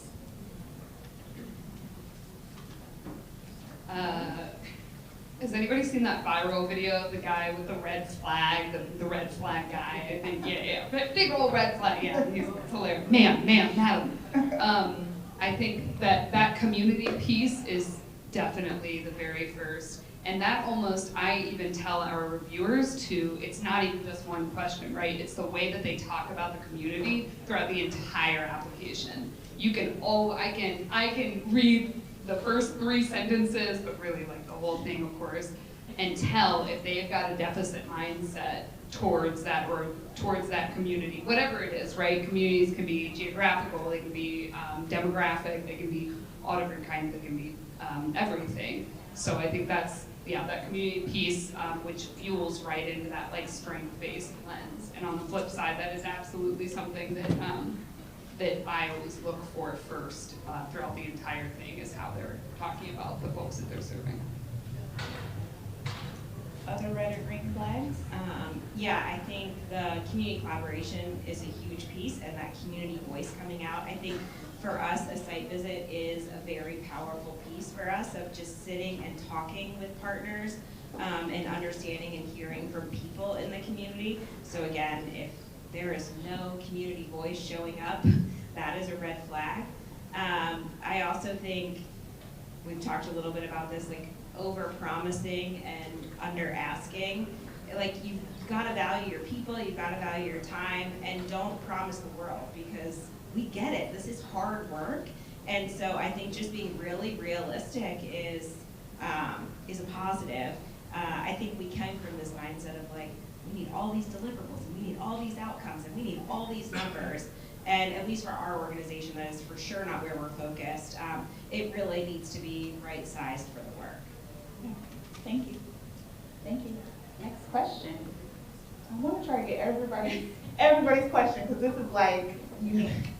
Hi. Hi. Excuse me. Good afternoon. A lot of my question was answered in the last three, but I do have a brief comment. My name is Arlisa Hurd. I am, first of all, a parent, and I am with an organization called 482 Forward out of Detroit. We're an education organizing network. And I'm a parent of a special needs child. And I happen to think that ain't nobody more mad than special ed parents, not just in the state, but across the country. Because there's just been so many injustices, you name it, from top to bottom.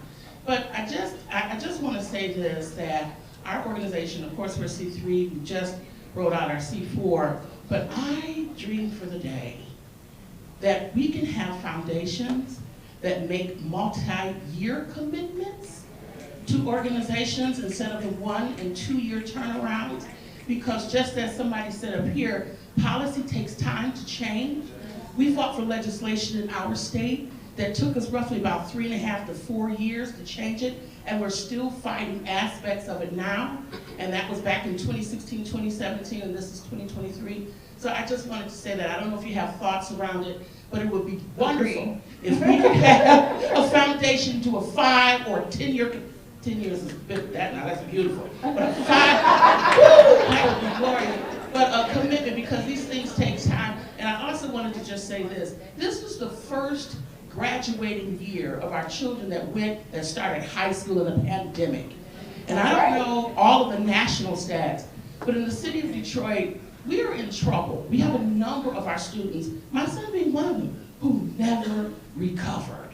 And so there are a series of things that is happening. Kids are being pushed to alternative methods of education and all kinds of things, and parents are stuck in the middle and don't really know what's going on. I really respected what you said about the IEP process, because that is the absolute truth. You can be all of the expert and all of the degrees behind my name and yours, but it's something about that IEP process that you feel like you're in 2nd grade again.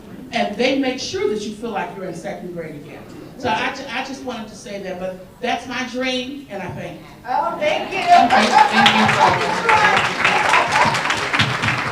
Any thoughts on like long-term funding for projects? And I mean, personal thoughts if you have talked about this as an organization, but I do think that that's something, you know, that would be beneficial for us to kind of talk about. Yeah, we use multi-year grants, and we're trying to transition there, and so I think that's also ask for that.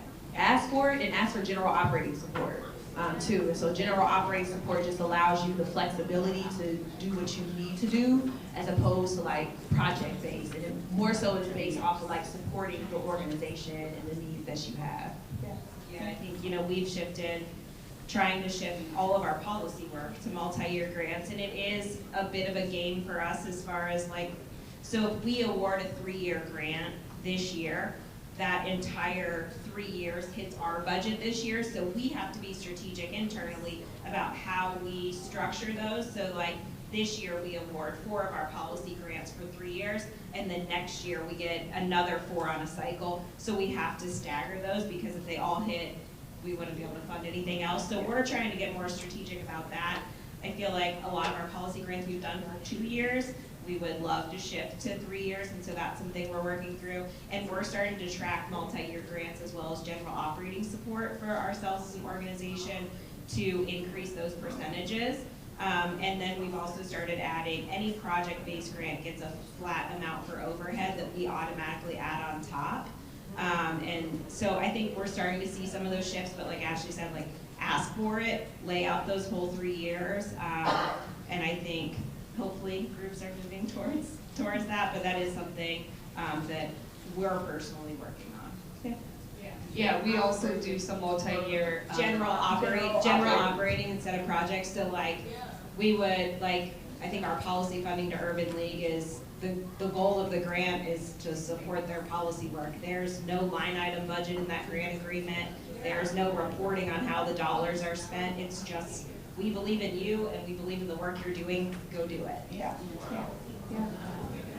Yeah, that's exactly our philosophy as well. I think it's, like we were kind of saying, it does seem to be moving towards this piece by piece, foundation by foundation, funder by funder, this idea of trust-based philanthropy.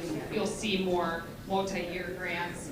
We are both doing multi-year grants for our policy, but then also starting to look at some of the other grants that just come through our regular RFP cycles and lift those up out of the RFPs, out of these slightly more limited dollars, to be more strategic and say, whoa, this one has a lot, we can work with this organization, and this one has a lot of potential for longer impact, and we will actually proactively as a team reach out and start that process and say, look, I think this is bigger than just a 1 or 2 year RFP. This could be something really cool. So we've done 2 year, 3 year, and very small number of 4 year.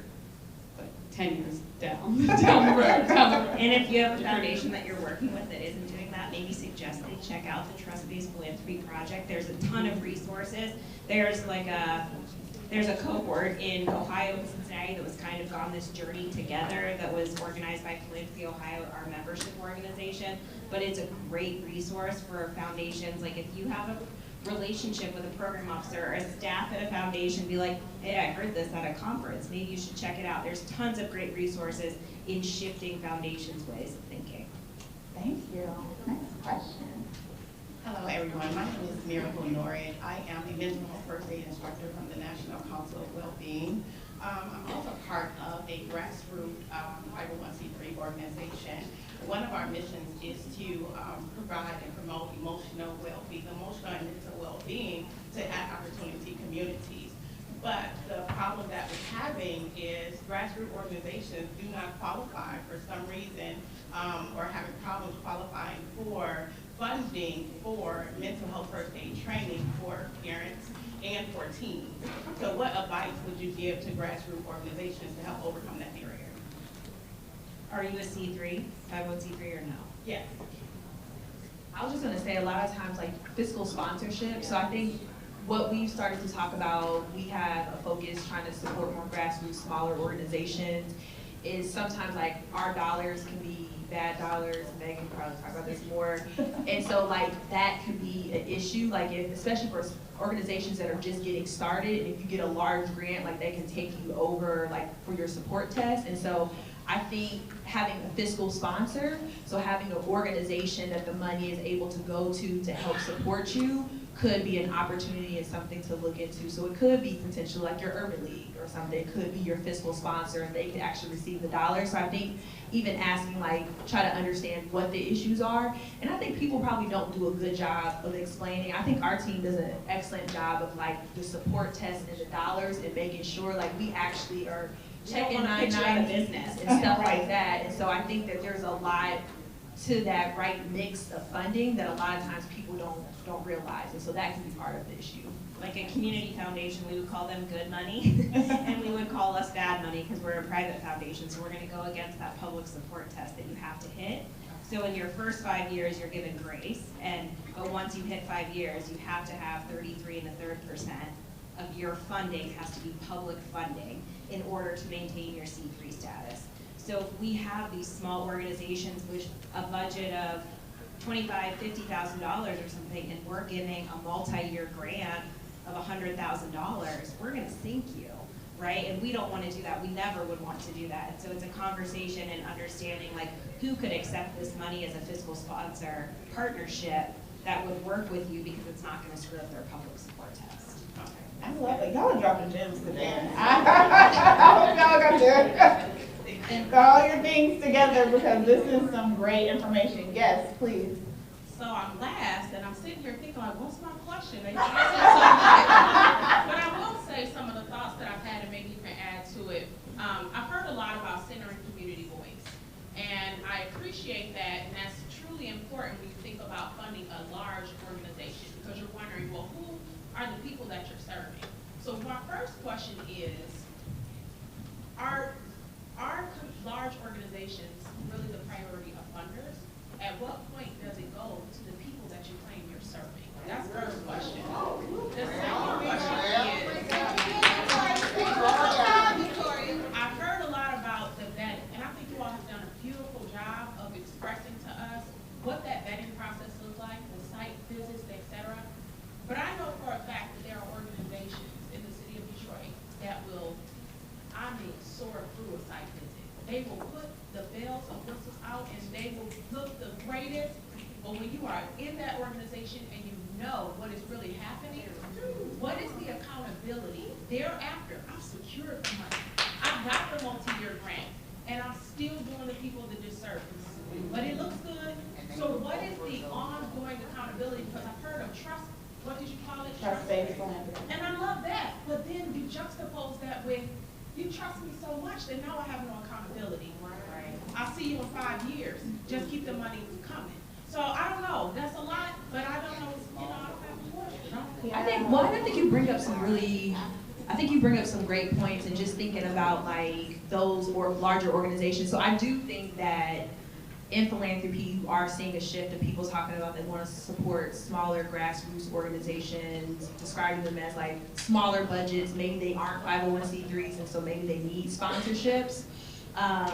And I think the accountability piece, one of the things that we are trying to do more as an organization is be present in community. Yeah. So that way, like our team knows that they ain't really doing that work. Right. And you can tell too when you get to other partners and like, you're gonna tell me that organization isn't doing that work, right? Yeah, and so I think that, you know, with our funding, like we are trying to think about how do we get closer to people and how, like, what do those organizations look like? But again, this is where it takes, and this is the tough part, but it takes all of y'all holding us accountable too.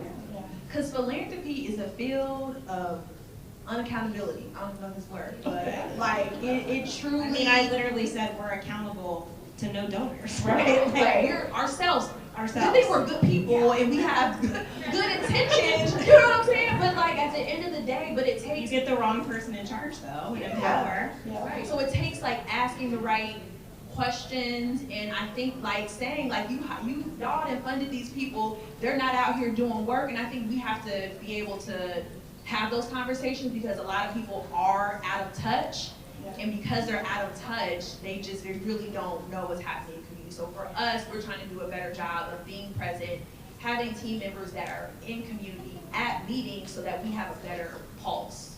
Yeah, I think also, I was just gonna say on the other side of that, because of the relationships that we have with funders, we come to them. Like Megan and I, when we go out to coffee, I'll be like, oh, y'all gave us this money, and it's been really hard to get parents to come to such and such and such. It was that type of accountability, so she didn't realize like, she's not trying to hide the hard parts because we've given her the money already and she could just, the next time she has to report, make something up. It was like, how are you all also a part of this and understanding the ups and downs? Oh, we need to shift gears. We need to pivot. This person quit. This person got hired. And sharing that with a funder and being, honest about that so that then when they come to us, or if somebody says, well, we haven't had a meeting in a while, it's not coming from community first. It's coming from me first.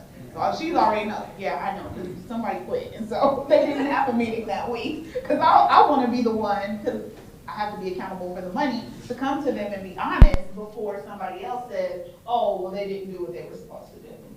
Well, and I think it's like changing how that accountability happens. So I think with for instance, on our multi-year grants, there is no annual report anymore, but there's a conversation. We're just taking, instead of you writing the annual report, I'm meeting with you and talking and understanding, and I'm documenting to take some of the work off of the organization, so that you don't sit there and spend hours reporting, because I get more from a conversation.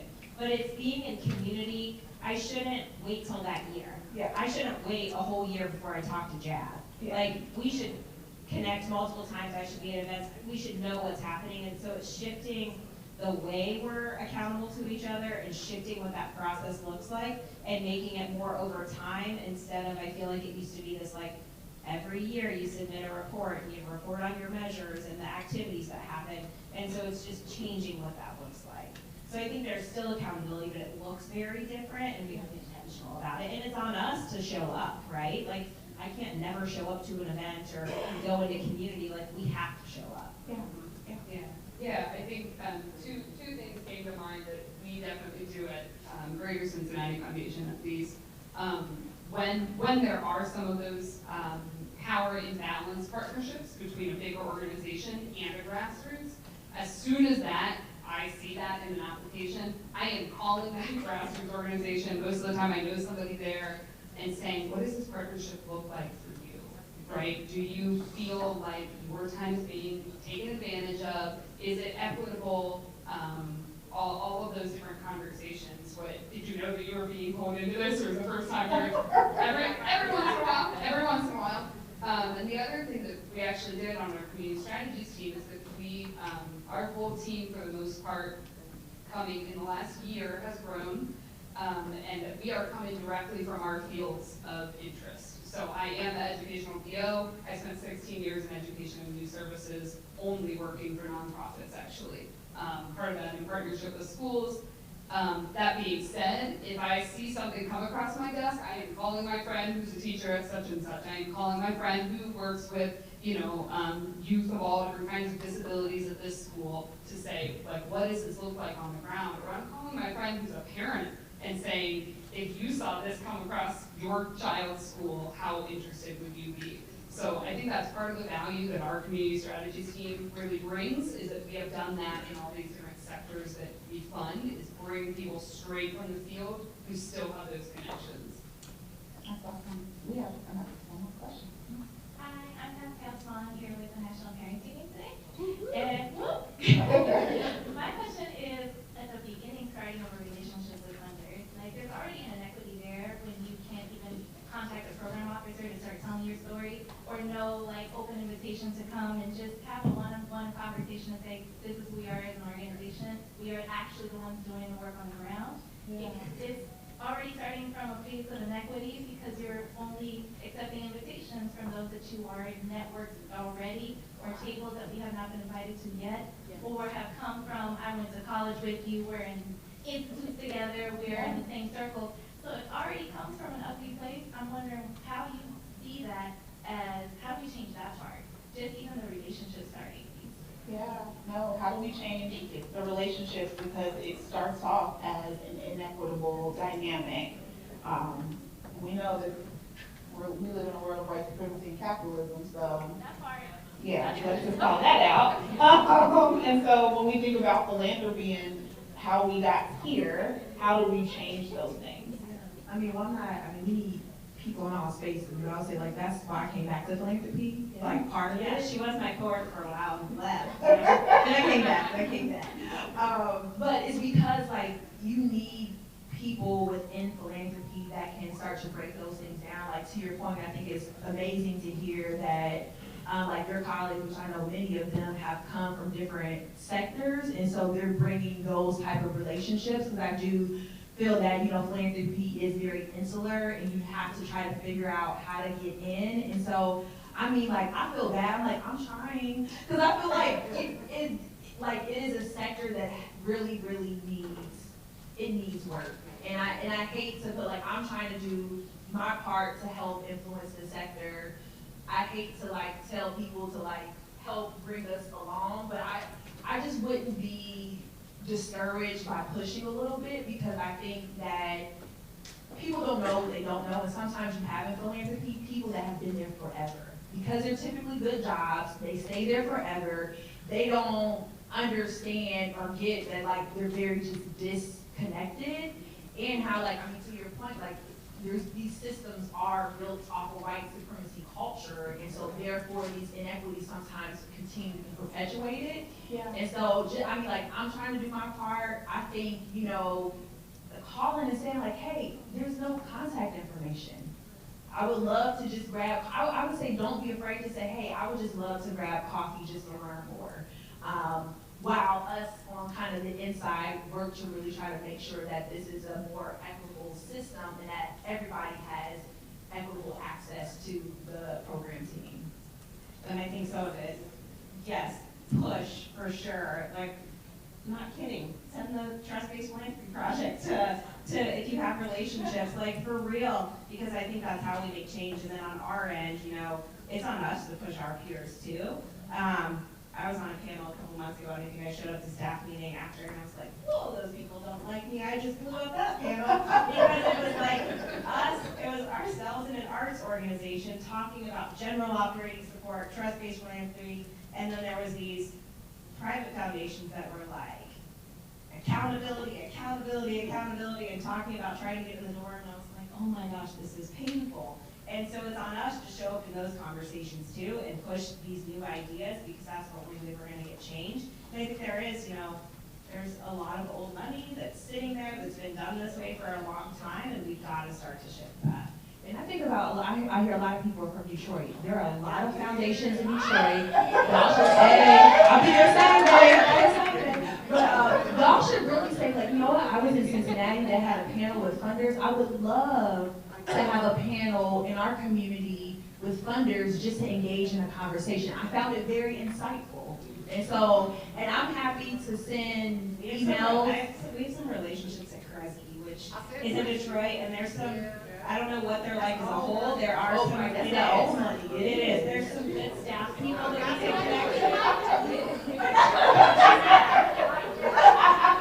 But no, like honestly, like we could talk afterwards and kind of see like what we might be able to do to support. But I think having these type of conversations in your community with funders to really unveil like some of the inner workings, like it needs to happen. Yeah. Well, I hope that this panel has been helpful for folks. I want you to know that like we have some of the best funders in this work, and I wanted to showcase that. It has been so great to be able to do this work with people who really believe in the work and trust that we are, you know, that our parents are the experts and that we are looking to empower and equip. And if you have any, you know, final remarks, I'd love to give you all the time to kind of do that. And as they are here, if you're able to connect with them and have other questions, that would be great. But I thought, you know, this is one of the first things that I thought, like, we have to have a funder conversation. So thank you so much for being here. Any final remarks? Keep up the good work. Like, I appreciate each of you. I know that it's hard work. As people mentioned before, especially think about the education space, we're in a critical moment in our country as it relates to education. A critical moment. And so I just really appreciate you all. I hope that you are taking time for yourself. Okay? You need to take rest. care of you also. Yes, but I really appreciate you, and ask for what you worth, and don't be afraid to have those uncomfortable conversations. Thank you.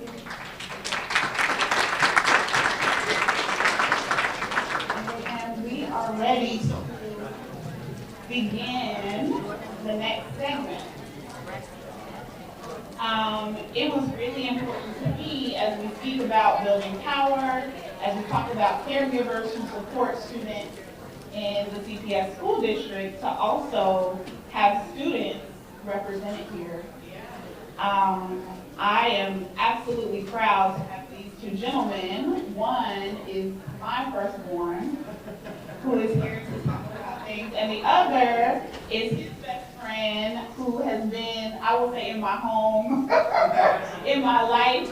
I've had the honor of, you know, serving as a part of his village since he was in 3rd grade as well. So I feel like, you know, they might as well both be my babies. And so I want to present to you today Jordan Dean and Braxton Simmons.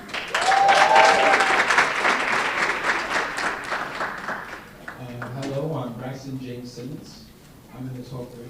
I'm a drama major at SCPA. And I'm Jordan Elijah. I also did SCPA, and my major was band. I played saxophone.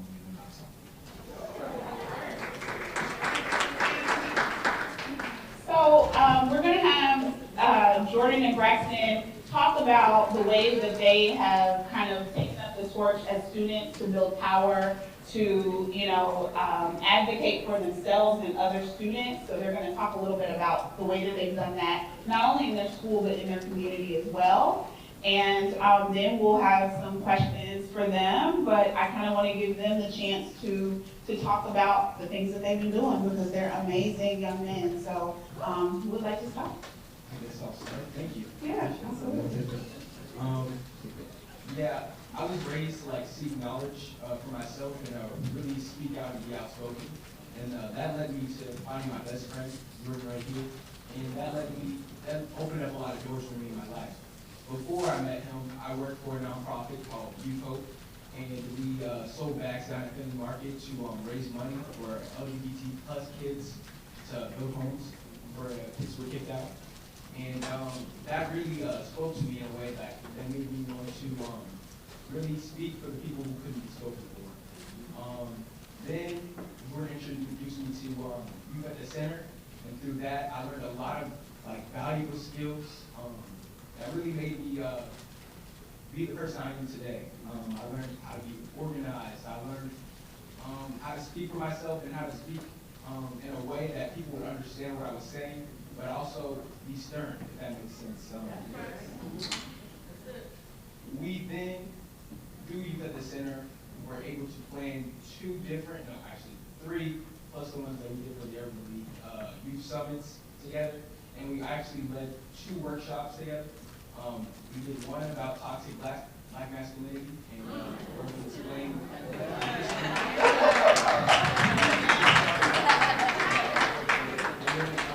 I did the second one with a woman named Tanisha Worthy, and we talked about trust in adult and youth relationships, and how to build that, and how to maintain that, and about how malfeasance and other things of that nature have broken those youth relationships. And all this being said has led me to have the courage today to stand up and speak out about Palestine and Congo. And actually today we're planning a student-wide city walkout. A citywide student walkout. Okay. Thank you, Brett.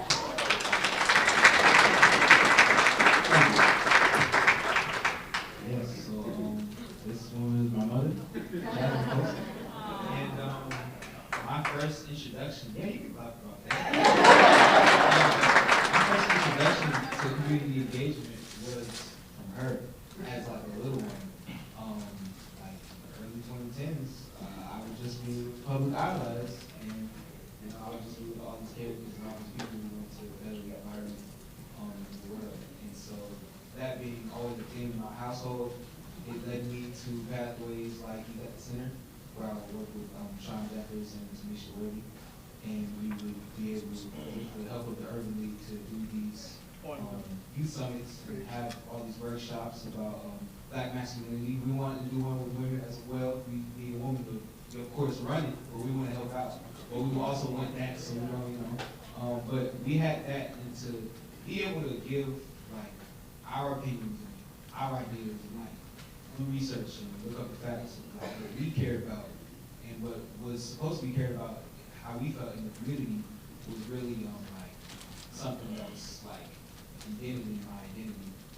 And I'm so glad I got to share it with Braxton. And so all the work that I did with that, it did lead to in my school as well, where for a policy pitch night, I had written about the inequities about our dress code and just about kind of how the policy needs to be altered when we talk about equity and exactly what's the purpose of being at a school and what's appropriate and what is the reasons why women need to cover their skin, who's really looking at it in the first place.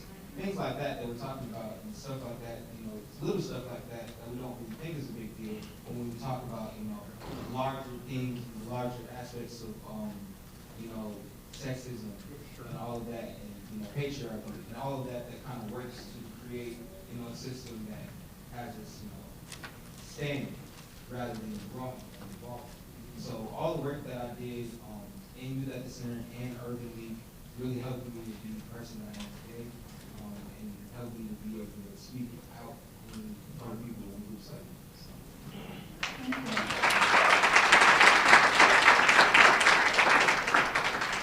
So, one of the things that you all do when it comes to the work that you do in the community with both Urban League and Youth at the Center is you talk about alternative ways of policing as well. Jordan got to speak at Georgetown Law this summer about, you know, the youth perspective on alternative ways of policing. And we know that we're in the Holloman Center for Social Justice, where this was created because of what happened in 2020 with George Floyd. And so I would love for you all to speak a little bit about how that has affected you. What ways you kind of talk about that with other students, and you know, that's a huge thing right now, and what does that mean to you?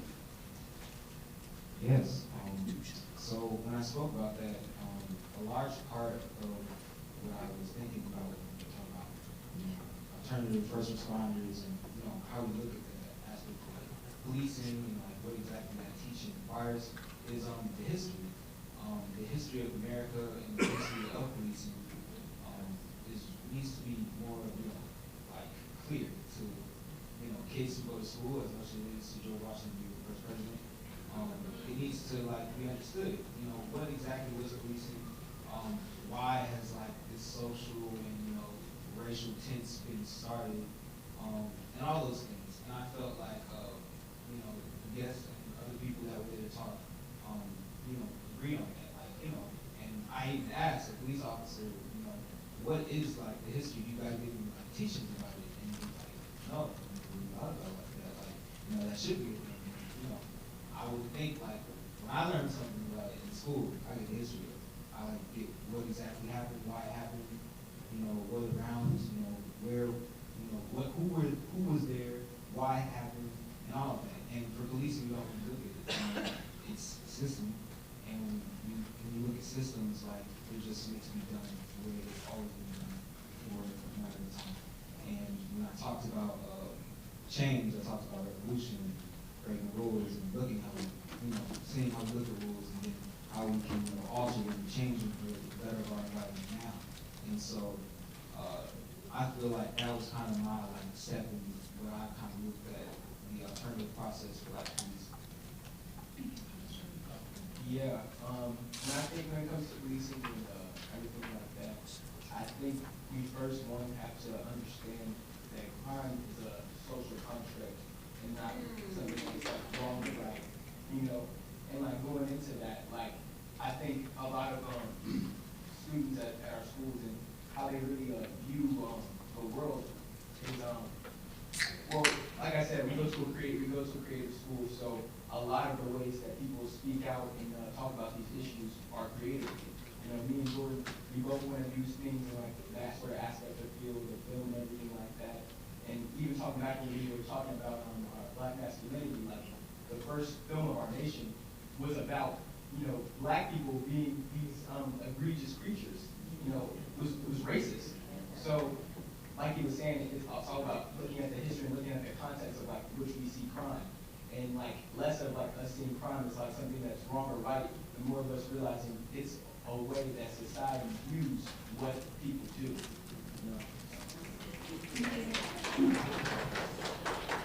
So some of the things that you've talked about are the youth summits that you've helped plan, that you facilitated, things of that nature with both Youth at the Center and Urban League. And I wonder if you could talk a little bit about how you started doing that and why you like to do that, and the impact that you feel like it's had with just not for you, but your friends as well in the city.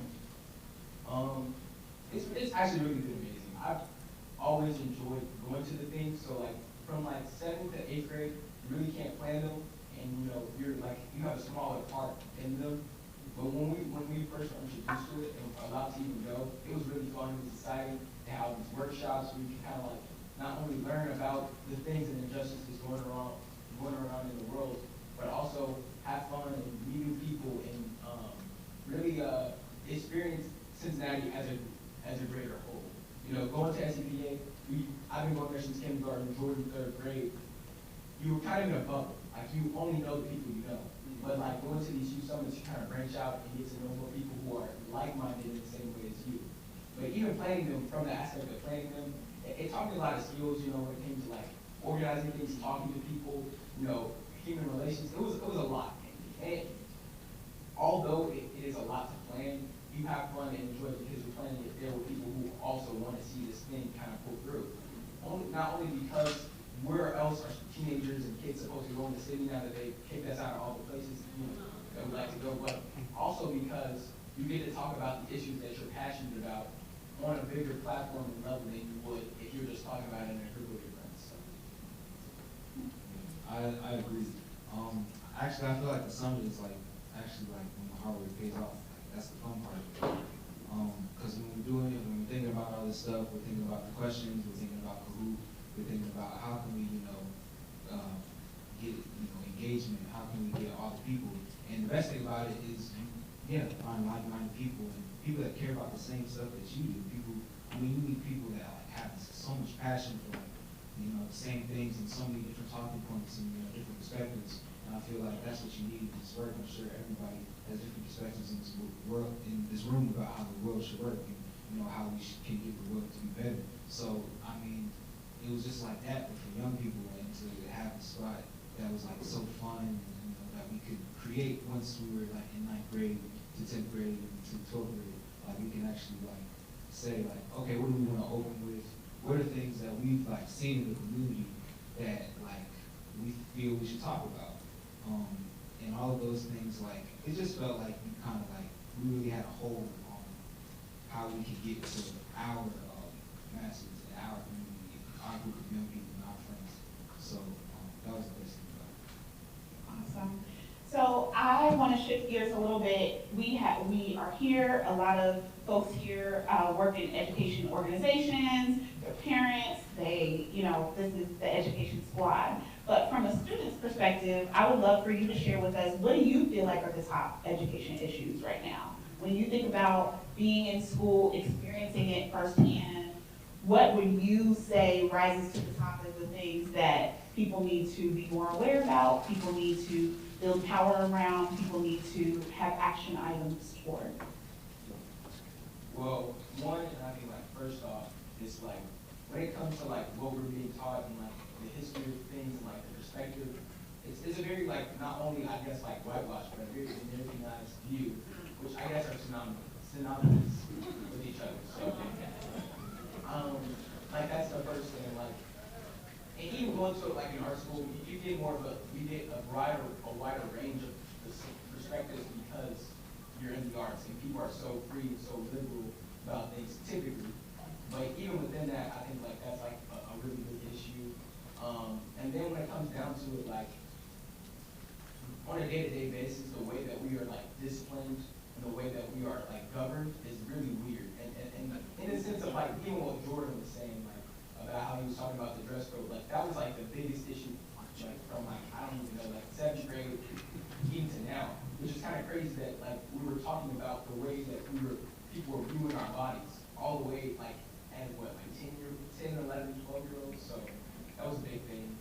And really like the groups that we have made ourselves a part of in our school, like we'll probably speak out, and like a lot of the issues that we try to kind of push forward and try to push forward, like the initiatives we try to push forward in our schools, it gets hard to like, even one, talk about those topics, but two, make sure those things are being known and withheld within our community. So. Thank you. Jordan? The best part about this work is you get to do stuff that you feel is important and other people might not. And so how I look at the world, and definitely in school, is like, why is nobody paying attention to this, but we're paying attention to all this? Like, we're paying attention to like 12-year-old girls' bodies, but we can't pay attention to like why like this person with an IEP just got told that maybe they shouldn't have their IEP in the first place and they're taking advantage of it.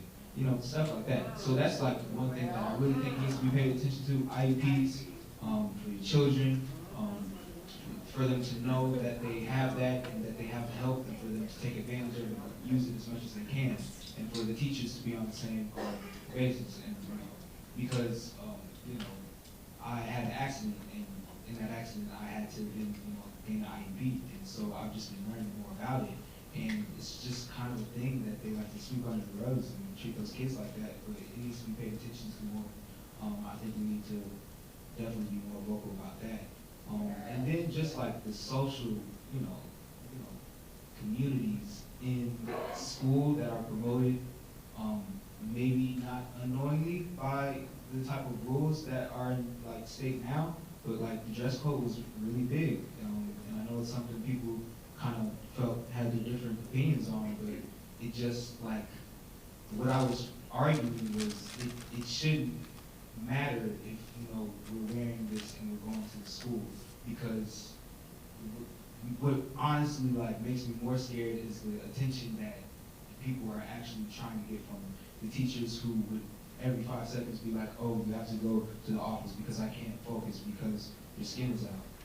I think stuff like that when it's in school, it really makes it an inappropriate environment, and it really discourages just, any and everybody, women, males, because none of this is good for anybody. No male wants to live in a world where they have to stay into the decision of them thinking that because this woman is showing the skin that they can't focus, or that woman shouldn't be in school. We don't pay attention to the right stuff, and so I feel like that is a real thing that I'm still advocating for, and I hope that we can do better about.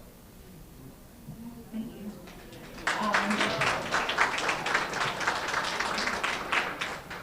I would really love for each of you to talk about what brings you joy. What brings me joy? I'm a big like television, film. Like I really like watching TV and shows, and like I didn't really like, even when I was a kid, like before like the 9th grade, I was a dance major. Like I was a dancer, and I like dancing, and I like doing that, but like it wasn't like more like ballet focused. So like going into like acting, like I really found a newfound passion that I didn't know I had. And I like being on stage and like performing to people and showing them my art and showing them like kind of my thought process without really even like talking to them. So that was really cool. And I'm a part of like this group called Drum Ensemble. It's like for the best actors in school. And that was really cool to me because I've only been acting for 3 years. And now I really like kind of get my say or forefront on the stage. I really enjoy film and television. I'm a big like comic nerd, superheroes, and that kind of stuff I grew up on. So yes. Thank you. Yeah. Things that bring me joy, I love food. I love breakfast food, and so, but other things, you mentioned TV shows and film. That's something I really enjoy. I love dissecting films, and I also just like seeing what it means to other people, because I feel like art should be something like that. Interpret art, and then you show it to the other person and say, oh, I probably did this, I probably did this, but we don't know what it was like. So, but I like that type of stuff, and I really like being with friends and family. I enjoy spending my time with them. We mentioned comics over compliments, who we both like just nerds. And so music is also something I just love. I have this international players anthem.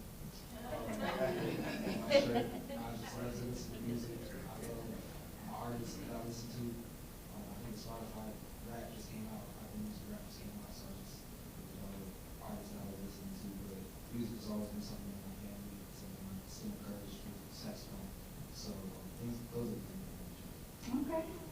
And I would also, you both are seniors this year. It's a time of transition. So maybe talk a little bit about what is next for you all and what you hope is next. And, how does this legacy that you all have taken up of building power, of advocacy, of being in your community, of being one with your community, how does that continue in this transition? So for a long time, I've had my kind of like life, my plan mapped out how I wanted to go, that always changes. I can understand that, but I don't know. I plan to go to college, do my 4 years. I want to major in drama, minor in teaching, and then go to a law school and be a lawyer throughout my 20s and do a little bit of acting there too. And then, once I turn 30, I want to go into politics. And eventually when I turn 38, I'll be able to run for president.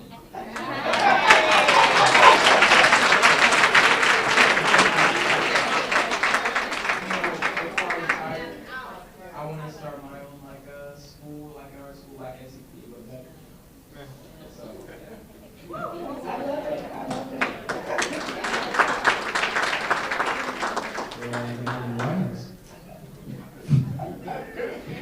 I love it. Yeah. So my plan is something I've continuously been talking about, is to do all of what I'm talking about through film and really show those feelings of exclusion that we feel when we're a minority in this place that wasn't built for us, or only built for us to be in service to it. And so I really feel like I want to do that and share those feelings on film. And something that we always talked about, and it's kind of like a blueprint for how we can do stuff that we do is Atlanta. And when we watched that, it was something that really gripped us, because it was something this is how it feels to be black, portraying how it feels to have skin color is something that was just so crazy to me. And so I want to continue that in my work, and I hope to keep doing that, and I hope to keep speaking out, and I hope to keep writing and keep encouraging people to speak out, and I hope to keep being friends with him and doing the work we do in art.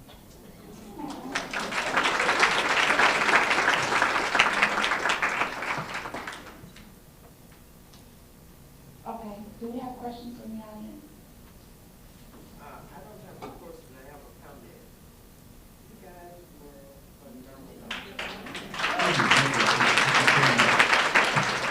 Continue the good work,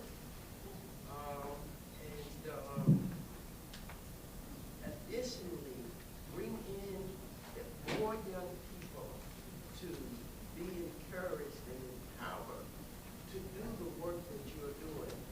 Our biggest gap is that we are not keeping up the roads and helping young folks to be in that position where they will be able to transition on up. You're doing great work now, and as you continue to do more work, you will get more seasoned. You'll be seasoned, and so I just commend you and greatly appreciate it. Hi, my name is Charnel Colbert. I'm the Director of Education at Google Early, and I was so inspired by you all. Thank you so much.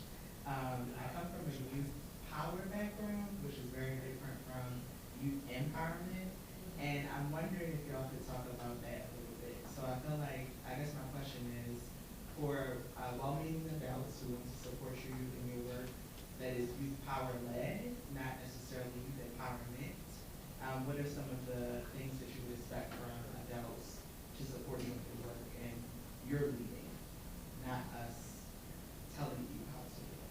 Yeah, how can adults support you all in leading versus trying to empower you, right? Yes. Thank you. You said Charnel? Yes. Nice to meet you. Nice to meet you. A very big thing that actually kind of was showing through us when we were working with you at the center. A lot of that work was basically it was really all us. They kind of just gave us the blueprint.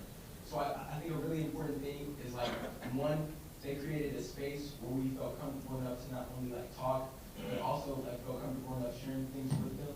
So at the beginning of every meeting, we always start off with one, a check-in, and then two, we go into things.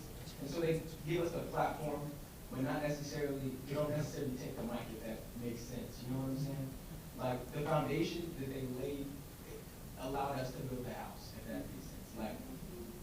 When we're in those meetings and when we're planning planning, for example, the youth summits, it's like, okay, this is what we have to do, and this is like what you need to do to plan this summit. Okay, but what do you want this to look like? So, yeah, we might have to find a venue, but what is that? What venue do you want that to be? Or we know we're gonna need a DJ. That's what you need for the summit, but who is that gonna be? So it's kind of like that foundations. And so now, if I was part of the student council for like the past 3 years. So when we were planning like things like prom and homecoming, I already knew what I had to do. We had to find a venue, the DJ. Those were the things that kind of were like good to talk to me. But not only that, but they encouraged us and empowered us to basic, speak on what we wanted to talk about. Nothing was kind of off the table or off the limits when it came to like what we wanted to speak on or do. So it was very open, and I feel like a lot of the times adults already have an idea of what they want something to look like for the youth, but they don't necessarily let the youth actually say what they want that to look like. So I hope that answers your question. Thank you. Thank you so much. Yes? Hi, gentlemen. I am truly impressed. I'm Rhonda Askew, and I am from Detroit, and I work on Every School Day Count, which we're trying to decrease chronic absence. So I would just like your input on how other students are affected when students miss school, and also how would you feel about the state of Michigan now have this big ideal that when they become truant absence, they send them to courts now. And the parents have to go to court. So I would just like y'all's strong idea of how to address chronic absence and how to affect you two that come to school every day and apply yourself and this child or this student is continuously absent. How do that affect your academics every day? Thank you. So what are the impacts of chronic absenteeism for students on you all, and what are your thoughts on ways that that can be addressed? So for in our school, like ours, chronic absence isn't that big of a problem because it's only like the minority group. There's only like 3 or 4 kids from every grade not be here as much as like the other kids. I wouldn't say it affects me as much. In my experience through high school and at CBS, it doesn't affect me at all.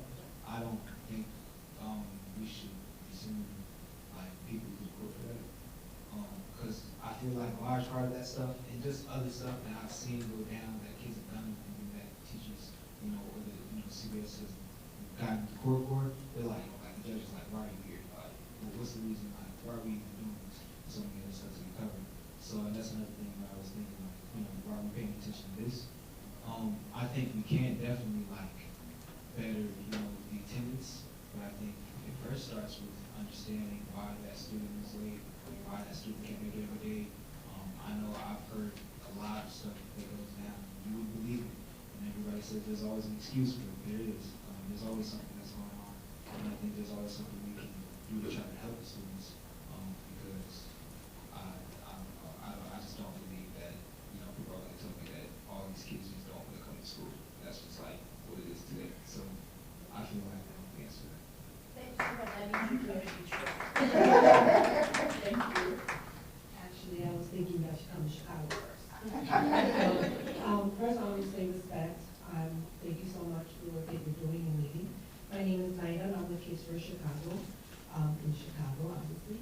Currently, I lead a parent leadership fellowship for education equity.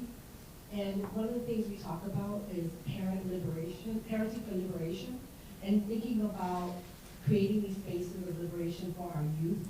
What do we need to do as parents at home to help prepare youth for potentially having a liberated society, right? Because it's something that we talk a lot about, and I don't think that we hear enough about young people to look at what's left for them and how they can be prepared to inherit something like that, something that doesn't exist today. So what does liberation look like for them? Yeah, and how can they be supported in that? Yes, like what are we missing Okay. when we're having that conversation? I guess liberation looks like to me, really is like freedom for all people. What Martin Luther King always talked about, injustice somewhere. I mean, is a threat to justice everywhere.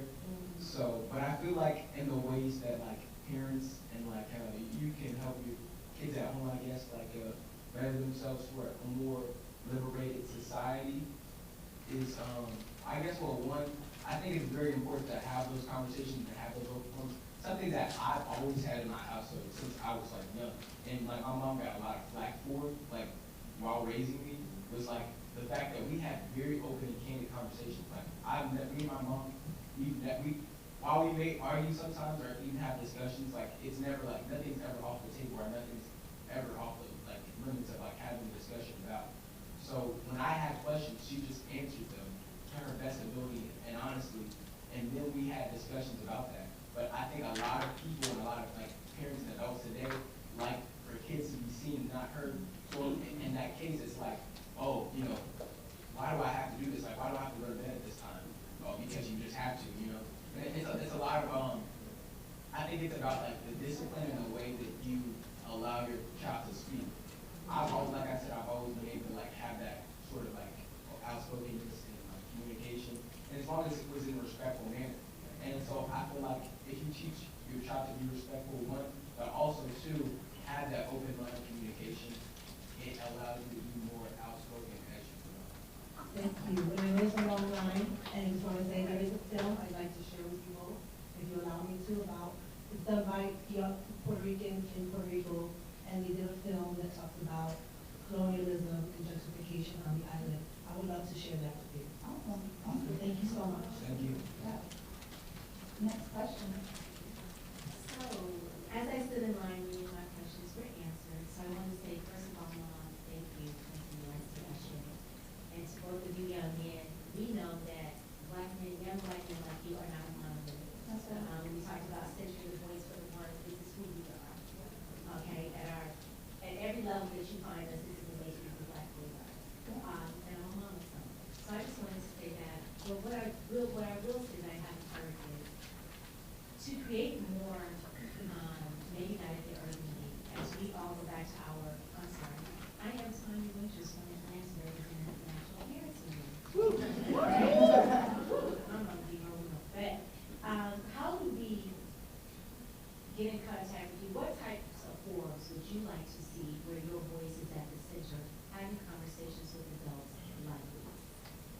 As we go back to other corners of our nation, what are some of the ways we can engage young black men, such as yourselves, pulling you to the table to lead the conversations like we did today? What are some of the ways that they can engage, that everyone can engage young black men and bring you to the table for whatever it is? Yeah, absolutely. I think it should be simple. You should just get some white boys. They can speak about How do they get to them? How do they get to them? I don't know, that's a hard question. I definitely feel like the best answer is free haircuts, yeah. You have barbershop talks, stuff like that, stuff that's, making them feel comfortable. Yeah, and having conversations, and stuff that makes them feel comfortable, makes them feel heard, makes them feel valued. That's an issue for black women, black men, and definitely blocked by America, but also by ourselves and each other. But so if we can create spaces, and I'm talking about creating safe spaces for young people, but also creating safe spaces for young black boys, and then having conversations. I mean, that's really, I think, where it would start. Thank you. Next question. Hey, it's Lydia. Hey. But I'm really happy that you all are here, so thank you both. I do have two questions. My first question is, given the current society that you are in and that you're having to try to really survive and